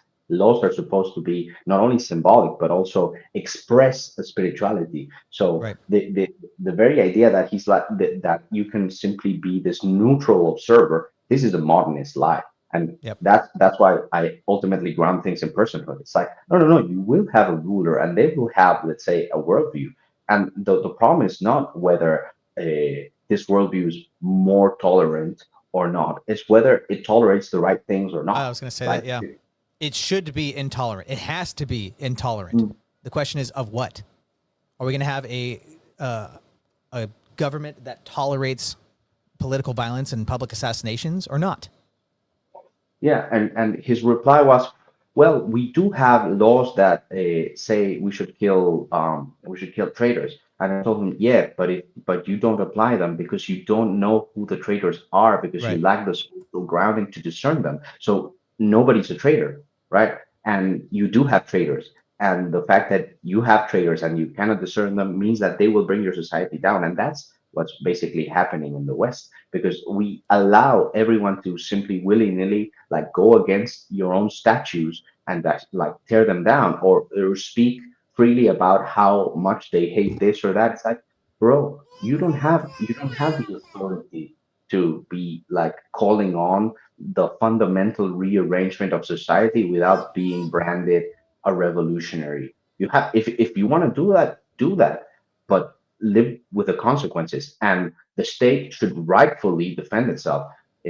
I always remember, for example, the fact that Peugeot at some point he was doing an exegesis of the story of King David and King Saul, right? And he said, the Bible is very fair in how it portrays its characters, because like you can read the story through the lens of King Saul and it still makes sense. Like, yes, King Saul was bad because he took on authority that didn't belong to him. But from his perspective, King David was a revolutionary. King David was trying to usurp him. And on his mind, it makes sense for him to, let's say, persecute him. It was wrong because it was spiritually wrong, because he was deluded. but that's the nature of how societies work. Of course, power will try to like corral people, but the problem is that the fact that we're making this persecution invisible, it guarantees that the bad people will always have the cudgel over the good people. So liberalism creates the conditions for its own demise. And this guy was like, "No, we can talk things out and avoid violence." No, no, no. When was You this? don't. This is before last week, right? Yeah. Okay, I was gonna say if it was after 9 days ago, like the debate, like you don't have to say anything. Like the debate can't even happen. Like it should be obvious. Yeah. In a very weird sense, kind of the death of Charlie Kirk like kind of made my point for me. But like Yes. I don't want to go around like claiming, "Oh, you see, I was right. I was right." It's like, no. What am I celebrating? It's like, Well, that's what like with Distinction kept like being provocative and like saying, "You think Sam Hyde's being hyperbolic?" I'm like, I hope not. I mean, I hope he is being hyperbolic. I don't know he is. What if this is the situation right now where the Western society is at the precipice, and this might be the fall of Rome? Then he's not being hyperbolic, and I don't want that. I think that's going to be bad for our families, for our communities, for our children to have to go through total collapse like that. And he kept saying like who was they? Nobody wants to kill you. I'm like, there's people in my town. There's people in my town that want to kill me. What are you talking about? Like, I don't want that to be the case. I hope it's not the case, but I see evidence of it. Yeah, definitely. And when they want to cancel you or make you want to lose your job, it's like, of course that's what it is. And we cannot also like gloss over it when we're the ones doing it. Of course, the ones who were gloating over Charlie Kirk's death should be like punished. Yes. Civilly and politically and socially. And yeah. But what I see as an obstacle to us being able to transcend these liberal ideas is this modernist frame of like, oh, but I'm neutral and the state should be neutral, and no, it cannot be by definition. These people think that they can come up with an idol, and somehow that idol will save them from destruction, when all they're doing is like multiplying the idols. And it's like, bro, you're literally disintegrating society. It's individualism running its course. I agree fully. I don't have much to add off the top of my head, but yeah, you've given the prognosis. Yeah. So anyway, what I wanted to add to that was that in the end, like, it's pretty sad that Charlie Kirk died because he was a good guy. But at the same time, it's like the testimony that he gave that was positive was like, you really you can be the nicest guy, but because like you really can't find, like, the dude did hundreds of hours of debating other people, and he never like lost his cool. He never like gloated over the enemies. It's like, if you can be that dude and like they still murder you, it's like there's no conversation to be had. Right. They want me dead. They want us dead. I just want them powerless. And I don't think that makes me the same as them. I don't think that makes me overreacting. I just think they should have all power stripped from them. Yeah. Well, maybe not all power in this. Well, the political they should be allowed to like use the bathroom, I guess. All right. Yeah. They should be allowed to work and earn money, but other than like, that, would you even, like Sam Hyde said, would you feel comfortable with them serving you food that you eat? Maybe they could be an Amazon worker. Yeah. They have to be. We have to keep our eyes on them. Send them to Siberia. Yeah, and I mean, the people who are saying, I like it when they contradict themselves, because they say stuff like, oh, tyrants, what they do is they take all your guns away and they make you powerless. Like, no. Study history. Hitler didn't take the guns away from the Germans. He put one in their hands. He put one on. Yes, he put one in their hands, and like he took the guns away from his political enemies, which is the only reasonable thing to do. It's like, if you cannot understand why that's a reasonable thing to do, then you're just gonna give guns to everyone because my Second Amendment rights and whatever, and you're gonna get a lot of needless violence. It's like, and I don't agree with the leftists who are like, oh, this is the reason why we need it, like, and they're trying to make Charlie's death into like a gun guns. problem. Yep. Yeah, it's not really about that. It's about a broader problem, which is like we are empowering people who shouldn't even have a say in the public sphere. It's Right. like, well, you haven't proven yourself a reliable actor within this system, so I'm not going to give you a easier access to kill people you dislike. You shouldn't even have a because place at the adult table. yeah, that's that's really the conversation that is being had, and they're saying, oh, but you mean to squash discourse? No, no, no, no, no. Any society that prides itself on being able to achieve things actually needs that discourse. The idea that you're going to be this totalitarian that doesn't allow people to speak, that just runs it, like it dies off in a few years. You cannot sustain that. It's like, imagine if you were this like tyrant in your own home. It's like your wife will divorce you no matter what, even Well, if a tyrant is not a king.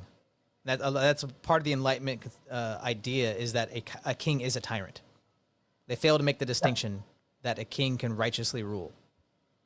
Yeah, in fact, they subverted the original meaning of tyrant, because the original meaning of tyrant was a ruler that's not from around here. Like that's the historical meaning, and they're like, tyrant bad. It's like, bro, you're just made a meme of it, and you're trying to spread it around, and that's like your mental condition. That's your spirituality. So tyrant would be like it's a foreigner coming and putting a foreign head on your nation's body, and that's what's wrong with it, not the fact that you have a head. Yeah, exactly. And sometimes, bro, sometimes the tyrant might be better than your rulers if your rulers are like completely corrupted. It's like sometimes the tyrant is like, I want to keep this province because like it's making me money. I want to run it better. That's a good point. That's a good point. I have to recant all of my monarchism because of this argument. I'd like to say any argument against a monarch is equally applied as an argument in favor of single motherhood. Yeah. I think I have to rethink my life now. Yeah, no, I completely agree. And like, the problem is that these people, they claim to know history and they actually don't know. It's like, if you look at the correspondence between like the Orthodox kings, like for example in Russia, it's like they call him by their family name. It's like I don't know who's Nicholas' father, but it would be like Alexander the Third. Nikolai Alexandrovich. They would address him as Nikolai Alexandrovich, because it's like, you're the leader of this nation because you're the leader of a powerful family who's taking care of the rest of the families. It's like, we are kin. You're like my neighbor. It's not like this divine right of kings, which is a Western. It's a Western phenomenon. They are always arguing against strawmen because they don't understand that the way that the West developed its ideas about kingship were modernist in its very essence. Like the idea of absolute monarchy as it was developed in the West was an Enlightenment phenomenon. It wasn't based on like true theological church and state orthodox relationships. And they argue against that, and I'm looking at them like, bro, have you tired yourself beating the straw man that you built in your head? Well, I've gotten to the point where I think most strawmen aren't bad faith. I mean, I'm sure lots of them are, but I feel like it's just people unable, like a word concept fallacy. They just aren't able to see distinctions. They're not able to see that the idea they're attacking is not your idea. It's just something's they have a blindness. Yeah. Well, what this dude Eucharist was doing, he was basically repeating individualist anthropology, because that's what's compatible with his Protestantism. He was a Protestant, so he had to believe the world worked the way that it worked. And it's like, yeah, bro, but the fundamental problem is your theology. You're looking at man in the wrong way because your idea of man is wrong. And the fact that you cannot even question that it says to me that like the discussion will not be fruitful among us, because for us to have a meaningful discussion, we have to address that, which wasn't in the debate. I have to be able to put a spotlight on that thing that you aren't willing to question. Yeah. Which is really sad, but that's what I think we need to do in terms of like evangelizing people. It's like, bro, do you really think individualism will lead you to have a culture of flourishing? If not, then you should question it, because I think that's the root of the problem. It's like, oh, I can have any idea in my head, but it won't affect the way I live. I have access to every single idea. It's like free thought is a completely satanic inversion of freedom. I think physiognomy actually tells you people's thought life. Like if you see somebody who's been consumed with evil thoughts and they're like 50, like you can usually tell. Like when you see a murderer and stuff, like you can usually see their eyes, like just like dead fish eyes, because all the evil thoughts been consuming them. Okay, the evil eyes. What else? Let's list more wrinkles. I'm sure whatever this, they got more of this going on. Some jowl stuff.